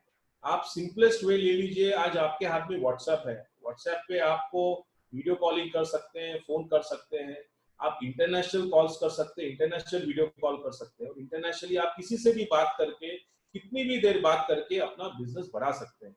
आपको ज्यादा लोगों से बात करना है तो वेबएक्स है, जूम है, और काफी माइक्रो साइट्स के साइट्स हैं जहां आप उनसे बात कर सकते हैं। आपको पार्टी करनी है, एंजॉय करना है, तो उसके अलग अलग वीडियो कॉल्स हैं जहां आप बैठ के लोगों से चिट चैटिंग कर सकते हैं। आजकल तो एंटरटेनमेंट भी वीडियो कॉल पे शुरू हो गया है। तो ये जूम और ये वीडियो कॉल्स आपको अडॉप्ट करना पड़ेगा, जिसमें मेरे को लगता है कि पिछले 2 महीनों में सभी लोगों ने एकदम से ये अडॉप्ट कर लिया है, और जिन्होंने नहीं किया है उनको भी इसकी तरफ बढ़ना ही पड़ेगा, क्योंकि that is the only way to maintain social distancing. तीसरी चीज है कि हम लोग जो मीटिंग लेते हैं या जो डॉक्यूमेंट बनाते हैं, उसके लिए भी एप्स आ गए हैं, जहाँ डॉकहब है, जहाँ आप वर्चुअली अगर आप कोई वर्चुअल डॉक्यूमेंट बनाए, डॉक्यूमेंट को साइन करें, तो वर्चुअल डॉक्यूमेंट को किया साइन किया हुआ डॉक्यूमेंट लीगली वैलिड है। तो आप अपने डॉक्यूमेंटेशन के लिए भी आप इंटरनेट खुद के लेवल पे भी यूज कर सकते हैं। गवर्नमेंट की एजेंसीज ने तो काफी चीजें ऑलरेडी ऑटोमाइज कर दिया है और ऑलरेडी वो इंटरनेट पे आ गए हैं, लेकिन हम अपने आपस के डॉक्यूमेंट को भी डॉकहब पे डिजिटली उसको लीगली हम साइन कर सकते हैं, बिना किसी को मिले, बिना किसी से विजिट किए, बिना किसी को फिजिकली आप आमने सामने बैठे। लेकिन जहाँ बहुत जरूरत हो आप वहाँ जाने में भी संकोच ना करें, लेकिन उसको बढ़ा सकते हैं। आपकी प्रोडक्टिविटी बढ़ रही है, क्योंकि आपको अगर आप घर से काम करते हैं या आप एक ही जगह से काम करते हैं, तो आपका कम समय में ज्यादा काम होता है, आपकी हेल्थ सुधरती है, क्योंकि इस वायरस के इरा में अपनी हेल्थ और इम्यूनिटी को बरकरार रखना सबसे बड़ा काम हमारा है। अगर हमारी इम्यूनिटी बरकरार रहेगी, समय पे खाना खाएंगे, रोज एक्सरसाइज करेंगे और अपने शरीर का ख्याल रखेंगे, तो हम इस वायरस से, अगर कभी कुछ होता भी है तो इस वायरस से हम लड़ पाएंगे। इसलिए हमारे शरीर का ख्याल रखना, हमारे हेल्थ का ख्याल रखना, हमारे परिवार का ख्याल रखना भी एक बहुत जरूरी चीज है, जिसका समय आपको, अगर ये टेक्नोलॉजी आप यूज करोगे तो वो मिलेगा, जो पहले हमें कम मिलता था। उसके अलावा मैं समझता हूं कि आपको अपने जितने भी लोग हैं उन सबसे संपर्क बना के उनको मजबूर करना पड़ेगा कि वो अडॉप्ट करें, क्योंकि आप देखेंगे कि आप जब ये शुरू करोगे तो इंटरनली स्टार्टिंग में वो रेजिस्टेंस मिलता है लोगों से। उस रेजिस्टेंस को दूर करने के लिए थोड़ा सा प्रयास अगर हम करेंगे और उनको बार बार उस पे लाने की चेष्टा करेंगे तो वो संभव है। हेमंत जी, I don't know whether I have answered the question. Yeah. Okay. सो भैया अभी आपने जो बहुत सारी चीजें बताई हाँ कि जी। वर्क फ्रॉम होम हम लोग कर सकते हैं, टेक्नोलॉजी का यूज कर सकते हैं। अभी एक लास्ट सवाल आपसे ये जानना चाहूंगा कि ये सारी चीजें हम यूज तो कर रहे हैं, लेकिन अभी इसके अंदर जो हमारे एम्प्लॉइज है, जो हमारे लोग हैं जिनके साथ हम काम कर रहे हैं, वो प्रोडक्टिविटी किस तरीके से हम लोग मैनेज कर पाएंगे? वो 100% प्रोडक्टिविटी होगी नहीं होगी, या उसको किस तरीके से हम लोग जज करें कि वो 100% प्रोडक्टिव काम कर रहे हैं नहीं कर रहे? तो उसके लिए कोई आप मैं सजेशन एक दे अपना अनुभव आपसे शेयर करता हूँ कि यू नो एक सवाल हमारे को भी पूछना पड़ेगा और हम उनको भी पूछते हैं, are you relevant? You know insecurity सब में आती है, हमारे में भी आती है, उनमें भी आती है और सब में आती है। और मैं उनको सबको पूछता हूँ कि आर यू रिलेवेंट? आपको ये सवाल अपने आप को पूछना पड़ेगा। क्या है कि हम ऑफिस में जब काम करते हैं तो उन लोगों को आदत हो जाती है एक दूसरे पे डिपेंडेंट रहने की, और वो चीजें कम भी करते हैं, लेकिन ऑफिस में आते हैं तो उनको लगता है कि मेरा काम पूरा हो गया। यहाँ आपको सिस्टम चेंज करना पड़ेगा। आपको मतलब अटेंडेंस सिस्टम या सैलरी मिल रहा है वो सिस्टम खत्म करके आपको प्रोडक्टिविटी की तरफ अपना सिस्टम बनाना पड़ेगा। आपको टैलेंट के ऊपर अपना सिस्टम बनाना पड़ेगा और उस आउटपुट को जज करके आपको आपकी सैलरी डिसाइड करनी पड़ेगी। ये एक कल्चरल चेंज अगर हम लाते हैं तो इससे दो चीजें होंगी कि एक तो आपकी इनएफिशिएंट जो टीम है वो थोड़ा सा आप उसको वीड आउट कर सकते हैं, और जो इफिशिएंट टीम है उसको आप और ज्यादा मजबूत बना सकते हैं। और दूसरा ऐसा है कि लोग अपने जवाबदारी के प्रति ज्यादा रिस्पॉन्सिबल बनेंगे, लेकिन उसके लिए स्टार्टिंग में मेहनत हमारे को ही करनी पड़ी। जो समय हमारा बाहर मीटिंग्स में जाता था वो हमारा बचा, और हमने वो समय जब वीडियो कॉन्फ्रेंसिंग पे लोगों से बात करने में, मीटिंग में लगाया, तो उससे ये पता चला कि जितना आप उनसे एंगेज हो जाओ, जितना आप उनके साथ मिलके काम करो, तो प्रोडक्टिविटी अपने आप बढ़ती है। हम लोग पहले क्या करते थे कि हमारा समय ज्यादा व्यस्त होने की वजह से हम उन्हें पे छोड़ देते थे, और छोड़ने की वजह से कहीं ना कहीं वो डिले हो जाता था या उसकी प्रोडक्टिविटी कम हो जाती थी। लेकिन अभी आप जब उनके साथ में मिलकर काम करना शुरू करते हो, ज्यादा उनको समय देना शुरू करते हो, तो आपको पता लगता है कि काफी ऐसी चीजें हैं जो आप स्ट्रीमलाइन करना चाहते हो, जो स्ट्रीमलाइन नहीं हो रही है, आप साथ में मिलकर उसको स्ट्रीमलाइन करते हो, तो अपने आप उसकी प्रोडक्टिविटी बढ़ने लग जाती है, क्योंकि आपके पास समय ज्यादा है, आप वो समय उनको दे रहे हो, तो उसका वो प्रोडक्टिविटी बढ़ रहा है। लेकिन उसके बाद एक बार आपका सिस्टम सेट हो गया तो आपकी वो लोग रिस्पॉन्सिबिलिटी काम करना शुरू कर देंगे, और मैं समझता हूँ कि इससे प्रोडक्टिविटी अपने आप बढ़ने लग जाएगी। ये मेरा पर्सनल अनुभव है, बाकी अपने आप आपको अपना अनुभव बनाना पड़ेगा। यहाँ अगर किसी और का कुछ अनुभव हो तो वो भी हम शेयर कर सकते हैं।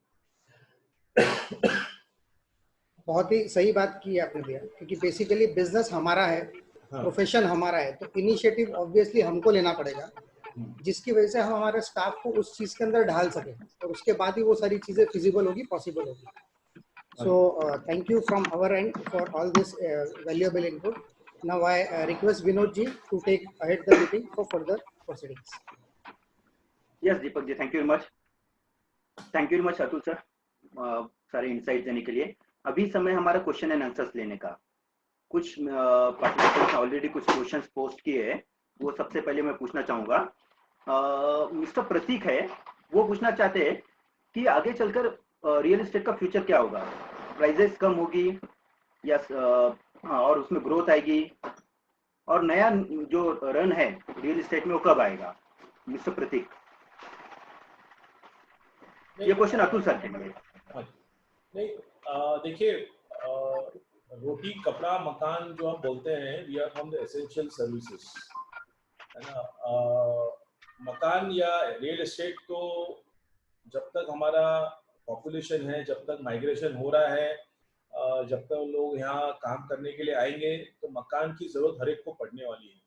सवाल इतना है कि ऑर्गेनाइज सेक्टर उस जरूरत को कितना पूरा कर पाता है, या वो जरूरत अनऑर्गेनाइज सेक्टर पूरा करती है। अनऑर्गेनाइज सेक्टर जो है वो इलीगल घर बनाता है, जहाँ स्लम्स हैं, उसके बाद आपकी गुंठेवारी है, जिधर आपकी बेसिक फैसिलिटीज नहीं मिल पाती है। और जैसे आप ऑर्गेनाइज सेक्टर की तरफ आते हैं, तो ऑर्गेनाइज सेक्टर की आज की परिस्थिति ऐसी है कि 20 से 30% लोग 80% लैंड में, मतलब ऑर्गेनाइज लैंड में रहते हैं, और 45% लोग आज स्लम्स में रहते हैं, और बाकी लोग जो है कोई छोटे चाल में घर में ऐसे कुछ एक 10-15%, 25% लोग रहते हैं। अभी हमारा जो कंपटीशन है वो ये है कि हम कितना नीचे जाके उसको सस्ता बना के इस अनऑर्गेनाइज सेक्टर में अपना सर्विसेज दे पाए। ये हमारा चैलेंज है। बाकी रियल एस्टेट या घर की जो जरूरत है वो तो हमारे यहाँ शॉर्टेज है और हमेशा शॉर्टेज रहने वाली है। हमारे यहाँ घर की जो कीमत है अगर वो अफोर्ड कर पाए तो वो ऑर्गेनाइज सेक्टर में आ जाता है, वो अफोर्ड नहीं कर पाता है तो वो ऑर्गेनाइज सेक्टर में नहीं आ पाता है। और हमारी जो महंगी चीजें हैं या जो चीजें अनअफोर्डेबल हैं वो बिकती नहीं है, और जो चीजें अफोर्डेबल होती हैं या जो चीज वो कस्टमर ले पाता है वो आराम से बिक जाती है। ये एक मार्केट का सिनेरियो है, लेकिन इसको मैच करना, जिसको आ गया वो आज भी माल बेच पाता है, जो इसको मैच नहीं कर पाता है वहां माल बिकना मुश्किल हो जाता है। ओके सर, नेक्स्ट क्वेश्चन है मिस्टर करण अग्रवाल का। It is again for Atul sir. हाँ जी। आप हिस्टोरिकली जो क्लाइंट्स है वो वॉक इन में आते थे प्रॉपर्टी देखने के लिए, बट आगे चल के इसमें किस तरह का चेंज हो सकता है? करण जी, मुझे लगता है कि डिजिटली इंफॉर्मेशन ऑलरेडी उनको अवेलेबल थी और इसके आगे भी वो डिजिटल ही अवेलेबल होगी, लेकिन इसके अंदर सबसे बड़ा चेंज ये होगा कि डायरेक्ट मार्केटिंग कम से कम होने के बाद अभी सीपीस का नेटवर्क या एजेंट्स का काम काफी बढ़ जाएगा, क्योंकि वो लोग उनके घर पहुंच के उनको सर्विस दे पाएंगे। तो सीपीस के ऊपर हमारी डिपेंडेंसी काफी बढ़ जाएगी, और सीपीस के ऊपर डिपेंडेंसी बढ़ने की वजह से हमारे इनिशियल खर्चे कम हो जाएंगे और जो खर्चा है वो सेल होने के बाद ही होगा। तो ये एक सबसे बड़ा चेंज रियल एस्टेट में आएगा, और हम जितना ज्यादा सीपीस के अंदर जितना ज्यादा अपना ब्रांडिंग बना के रखेंगे, प्रोजेक्ट के बारे में अवेयरनेस बढ़ा के रखेंगे, उतना हम सीपीस को अपनी तरफ अट्रैक्ट कर पाएंगे। और डायरेक्ट वॉक-इन्स या डायरेक्ट क्लाइंट आना ये धीरे धीरे कम होने वाला है, और अभी कोरोना वायरस के बाद ज्यादा कम हो जाएगा। I don't know whether I've answered Karan ji आपका सवाल का जवाब। Yes sir, yes sir, yes sir. Next question है भरत सर के लिए from Prashant Agarwal. How is the education system in India geared for the biomedical engineering and biotechnology for medicine manufacturing, especially for monoclonal antibodies? I'll try. Yeah. How has the education system in India geared for the biomedical engineering and biotechnology for medicine manufacturing, specifically for monoclonal antibodies?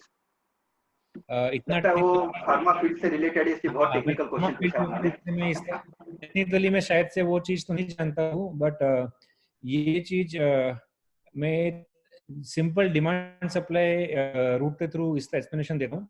Am I audible? Yeah, you are yes sir, you are audible. Yes sir, you are audible. हम एक तरफ देखते हैं कि pharma development या फिर pharmaceutical manufacturing India का growth हम एज अ इंस्टीट्यूट एक तरह से देखते हैं कि हमारे यहाँ जो बच्चे फार्मेसी का एजुकेशन ले रहे हैं उनका डिमांड या उनको जॉब्स कैसे मिल रहे हैं उस पे से। तो लास्ट एक 3-4 साल में हम ओवरऑल इंडिया बेसिस पे अगर कोई भी सेक्टर को देखते थे कौन से सेक्टर को सबसे ज्यादा जॉब्स मिले हैं। हम ऑलरेडी बात करते हैं कि इंजीनियरिंग सेक्टर तो जॉब्स कम होते जा रहे हैं, आईटी तो फिर भी ठीक है, बट मैन्युफैक्चरिंग सिविल में जॉब्स कम है। बाकी MBA fields, MBA educated graduates का भी रिक्रूटमेंट कम होते जा रहा है। One sector that stands all amongst everything is pharma. हमारे यहाँ पे 100 बच्चों का इंटेक है फार्मा का, विदाउट एनी सिंगल अमाउंट और rupees spent in reaching out to prospective students, सब सीट्स फुल हो जाते हैं। फार्मास्यूटिकल कंपनीज के एमडी सीईओ बिना हमारे इनवाइट के हमारे यहाँ आकर बोलते हमें आपके एडवाइजरी बोर्ड पे और हमारे आपके डिपार्टमेंट एडवाइजरी बोर्ड पे हमें मेंबर बनाइए। फार्मास्यूटिकल कॉन्फ्रेंसेस और pharmaceutical related patents, papers, publications highest पे है।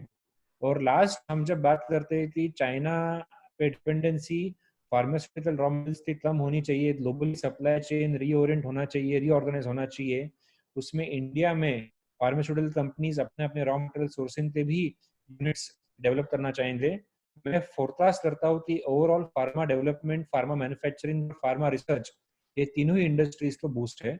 Already as I had mentioned earlier, pharmaceutical थे, बच्चों को on the spot ready jobs available पिछले 4-5 साल से हो रहे थे। Yes sir, thank you. अभी हम जो क्वेश्चन पूछना चाहते हैं वो खुद को अनम्यूट करके या फिर हैंड रेज करके वो क्वेश्चन अपना पूछ सकते हैं। तो आई रिक्वेस्ट जिसको भी क्वेश्चन पूछना है वो बाकी लोग म्यूट ही रखिए। जिसको भी क्वेश्चन पूछना है वो अनम्यूट करके क्वेश्चन पूछ सकते हैं। Bharat ji, any guidelines for private coaching classes?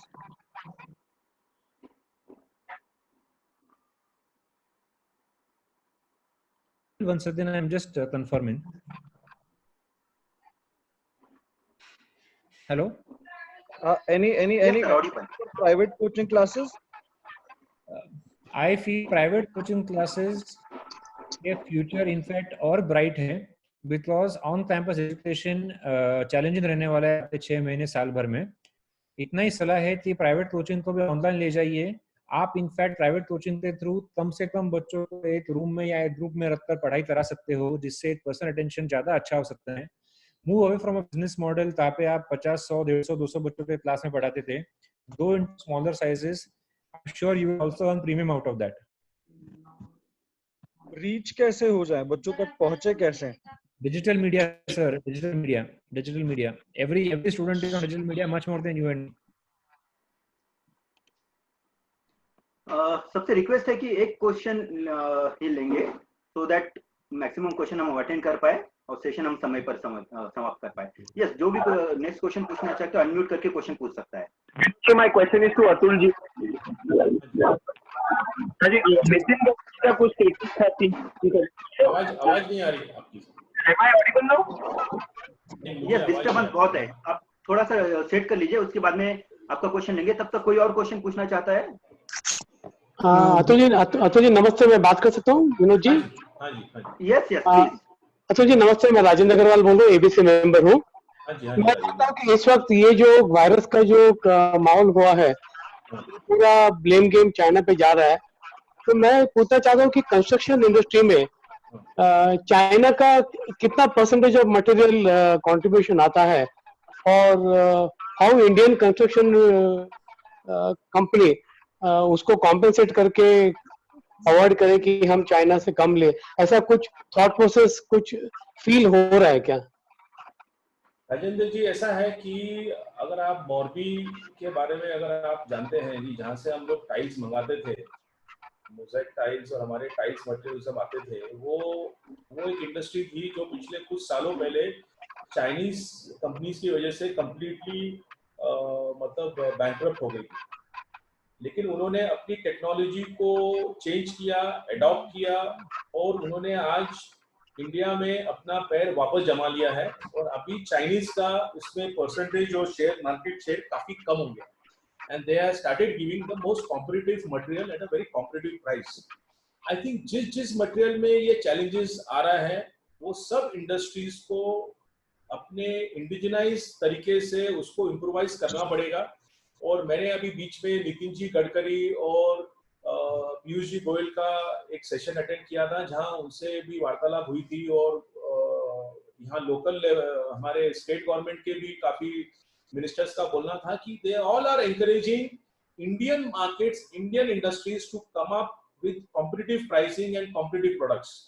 तो हम लोग आज जो है चाइनीज के ऊपर जितना हमारा चाइना कंपनी या चाइना मटेरियल पे जितने भी हम लोग डिपेंडेंट हैं, वो तो हम लोग आज डिपेंडेंट है ही, लेकिन उसे बदल करने में या बदलने में थोड़ा समय जाएगा। लेकिन मुझे लगता है कि हम लोग उसको इंडिजिनाइज तरीके से बदल लेंगे, ये मेरा खुद का एक कॉन्फिडेंस है। बाकी वक्त बताएगा कि हम कितना उन पे डिपेंडेंट रहेंगे और कितना नहीं रहेंगे, लेकिन धीरे धीरे हमारा प्रयास होना चाहिए। हम लोग हमारे सप्लायर्स को, कॉन्ट्रैक्टर्स को फर्स्ट प्रेफरेंस देते हैं अगर वो इंडिजिनाइज प्रोडक्ट देना चाहते हैं, तो हर एक को अपना अपना एक अप्रोच भी बदलना जरूरी है।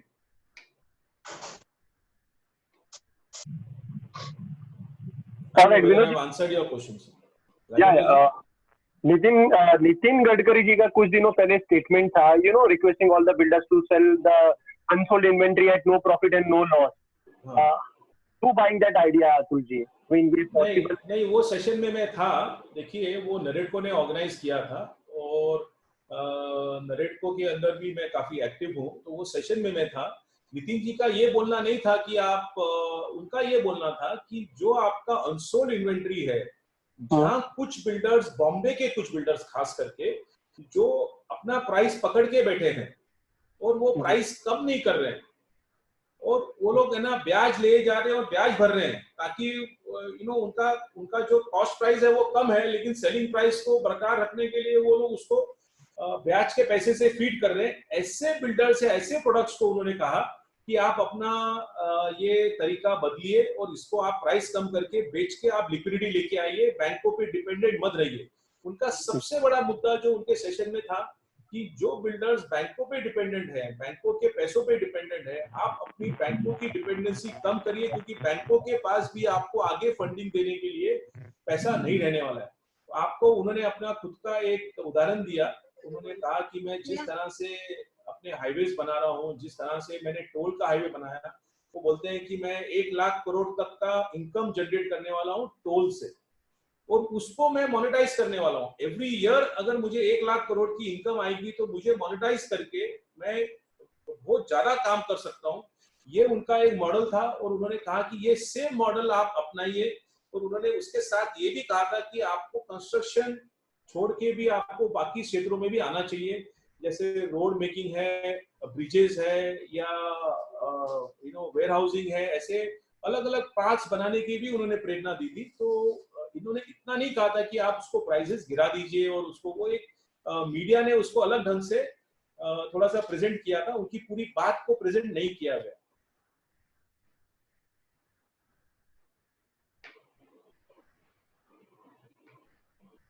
यस, और कोई क्वेश्चन पूछना चाहता है?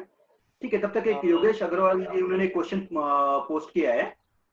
What about the future of digital security systems, उसके लिए क्या हमें केयर लेना चाहिए? दिस क्वेश्चन इज फॉर, ये क्वेश्चन अतुल गोयल जी के लिए है।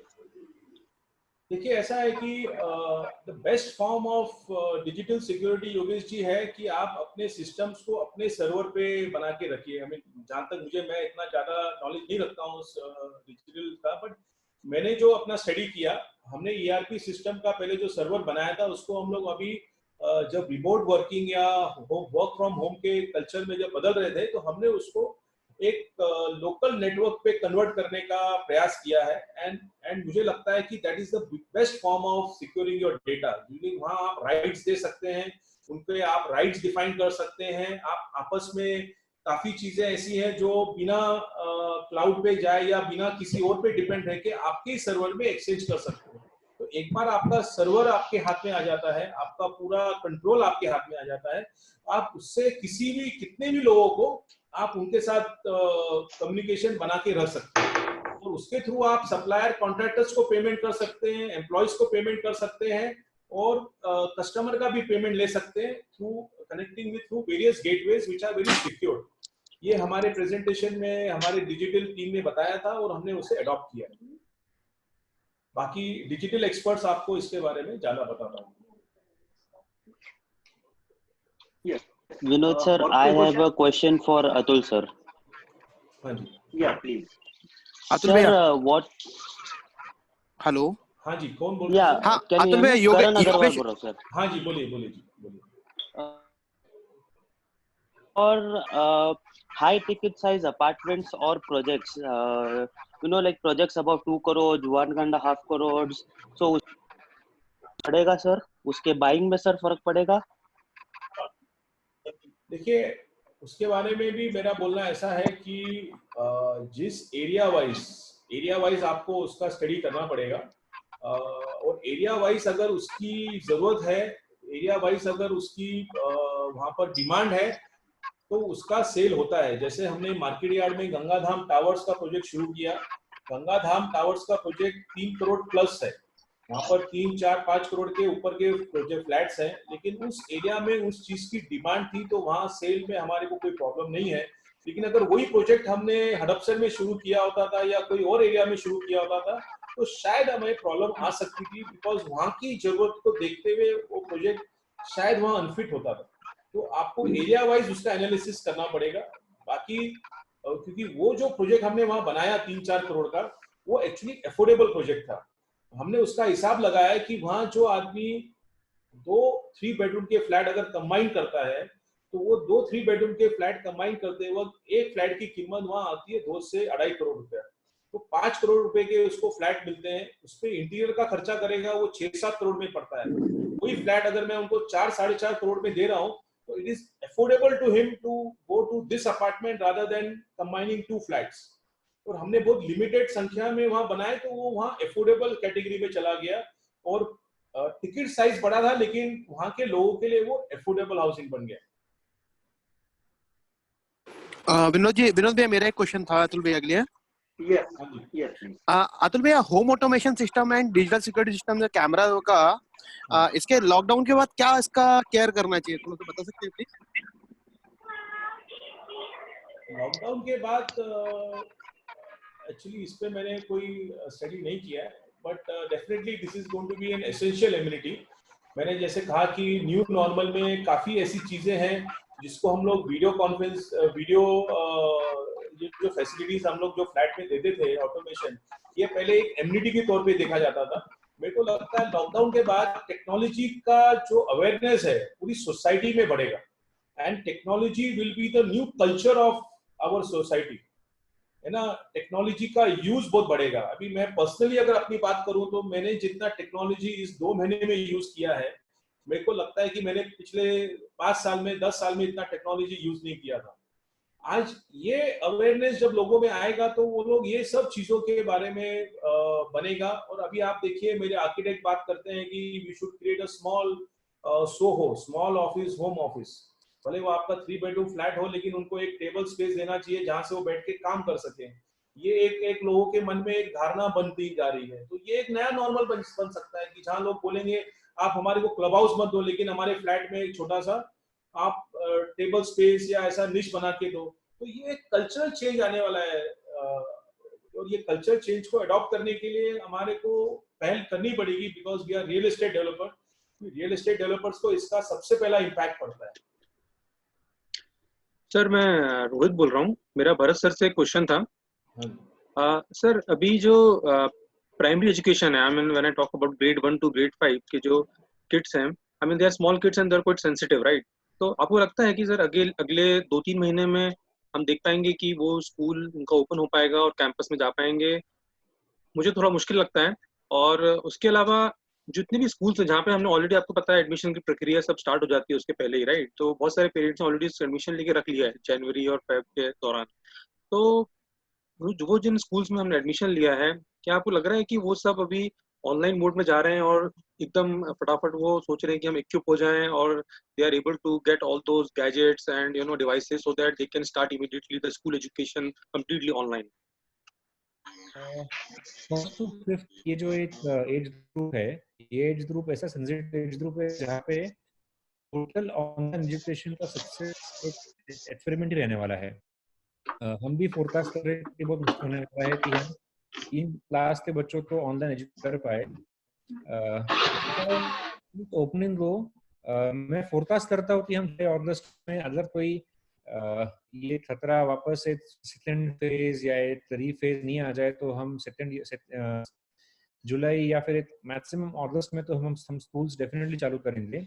उस समय स्टूडेंट्स को एंगेज रखने के लिए ऑनलाइन एजुकेशन ही मात्र एक ऑप्शन है हमारे पास में।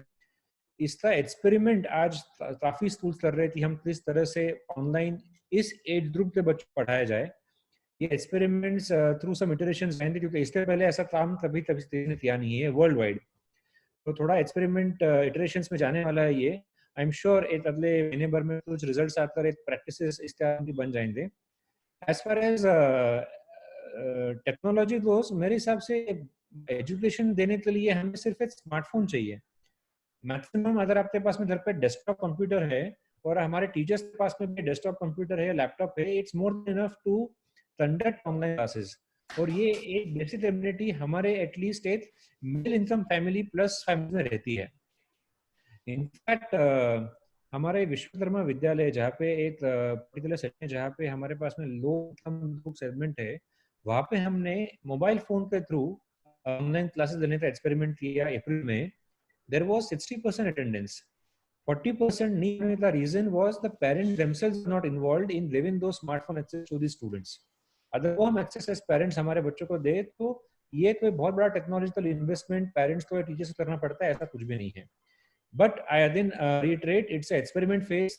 थोड़े इटरेशंस होंगे, जून जुलाई में अगस्त में स्कूल चालू हो जाएंगे, तब तक हमें ये इटरेशंस से थ्रू जाकर कुछ प्रैक्टिसेस सक्सेस देने वाले प्रैक्टिसेस इम्प्लीमेंट करना है और हम सब एज पेरेंट्स और टीचर्स को एंगेज रहकर इन बच्चों को एंगेज रखना है. That's all. ओके सर, एक लास्ट क्वेश्चन है भरत सर के लिए. हमको session is towards the end. Hello Bharat. How about future of या it is from Nikita Agrawal. How about future of vocational education like fashion designing, interior designing, animation, event management, such kind of vocational courses का क्या future होगा अभी? ये already upcoming streams 3-4 साल से रहे हैं. इनको हम क्रिएटिव फील्ड में बोले, क्रिएटिव आर्ट फील्ड में बोले, काफी इस तरह से इंजीनियरिंग एजुकेशन सैचुरेट होते जा रहा था पिछले 10 साल से. मैं बोलूँगा तब से बच्चों को ये मालूम हो रहा था कि मुझे अभी engineering which was more or less like a forced professional course for any person who enter after graduate education. उसमें जब jobs challenges आना चालू होते थे, professional challenges आना चालू होते थे, students have already started moving towards other courses like animation, fashion, interior design and so on. तो पिछले 3-4 साल से ही ये कोर्सेज तो काफी डिमांड बढ़ रहा था और मैं अदम कोशिश करता हूँ कि ये कोर्सेज इन डिमांड रहेंगे. इनफैक्ट बहुत सारे ये कोर्सेज जो फ्रेम में थे, मतलब 6 महीने से साल भर के ड्यूरेशन के कोर्सेज थे, ये सब अब फुल 3 ईयर प्रोग्राम में कन्वर्ट हो गए हैं. बहुत सारे यूनिवर्सिटीज इंक्लूडिंग पुणे यूनिवर्सिटी और हमारे विश्वकर्मा यूनिवर्सिटी भी, we have a full time program 3 or 4 years in product design, fashion design, interior design and animation. तो ये डेफिनेटली अपकमिंग कोर्सेज हैं और बच्चों को ये मालूम है कि now if they pursue these talents, the job or there is a profession that waits for them after completing these courses.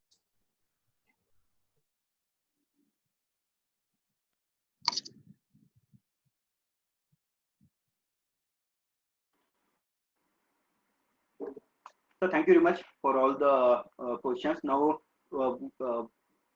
we have to end the program as we have reached the time limit. Before ending, I would like to thank the people who contributed in this program. Very special thanks to Bharat Agrawal sir and Atul Goyal sir, जिन्होंने अपना बहुमूल्य समय दिया सभी participants को guide करने के लिए, जो करंट सिनेरियो चल रहा है उसके ऊपर हाईलाइट करने के लिए और आगे फ्यूचर के लिए हम अपने आप को कैसे प्रिपेयर्ड रखें उसके लिए. साथ ही साथ मैं ABC, IBC दोनों प्लेटफॉर्म्स को बहुत धन्यवाद देना चाहता हूं जिन्होंने जॉइंटली प्रोग्राम ऑर्गेनाइज किया. एंड साथ ही साथ office bearers of brotherhood foundation, Agarwal Samaj Pune, Agarwal Samaj federation Pune, NAS club, जिनके मेंबर्स ने, जिनके पदाधिकारियों ने इस प्रोग्राम को सपोर्ट करने के लिए हमें मदद की. साथ ही साथ मैं साहिल का भी थैंक यू करना चाहूंगा कि जिन्होंने बहुत अच्छा होस्ट की भूमिका निभाते हुए प्रोग्राम में कोई ग्लिचेस नहीं है उसका ध्यान रखा. पर सबसे महत्वपूर्ण है सारे पार्टिसिपेंट्स जिनकी उपस्थिति के बिना ये प्रोग्राम सफल नहीं होता. तो मैं सभी पार्टिसिपेंट्स का बहुत धन्यवाद देना चाहता हूँ. और जो भी हमने आज सुना है, मुझे आशा है कि सब लोग उसके ऊपर इम्प्लीमेंट करके हम अपने आप को आगे फ्यूचर के लिए प्रिपेयर करने के लिए जरूर काम करेंगे. सब पार्टिसिपेंट्स से और एक रिक्वेस्ट करना चाहता हूँ कि प्रोग्राम होने के बाद में आप किसी भी ग्रुप को बिलोंग करते हो, ABC, IBC, brotherhood foundation and all other group, आप अपने ग्रुप में इस प्रोग्राम के बारे में फीडबैक जरूर लिखिए सो दैट बाकी लोग भी इसी तरह के प्रोग्राम्स को आगे ज्वाइन करने के लिए उत्साहित हो. और जैसे कि हमारा सीरीज ऑफ सेशन चल रहा है, तो हमारा अगला जो सेशन होगा जिसका एक बहुत अभी इम्पोर्टेंस भी है, दैट इज लिक्विड फंड. तो लोन्स हम कैसे ले सकते हैं, साथ ही साथ जो टैक्सेशन में चेंजेस आ रहे हैं उसको हम एड्रेस कैसा कर सकते हैं. उसके लिए हमारे 2 speakers CA Sachin Bansal and loan consultant Abhishek Agarwal का नेक्स्ट सेशन होगा, जिसके हम डिक्लेयर करेंगे बहुत जल्द सारे ग्रुप्स में उसका डेट और टाइमिंग सारी चीजें हम डिक्लेयर करेंगे. तो हम रिक्वेस्ट करता हूं कि अगले प्रोग्राम में भी इतने ही उत्साह से सब लोग ज्वाइन करें. और इसी के साथ में मैं डिक्लेयर करता हूं कि ये प्रोग्राम खत्म हो गया है. आप लीव कर सकते हो एंड अपने ग्रुप में फीडबैक डालना जरूर ना भूलिएगा. Thank you very much Bharat sir और अतुल गोयल सर, आपको बहुत thank you for attending this program. Thank you very much sir. Now everyone is requested to leave the meeting. Thank you.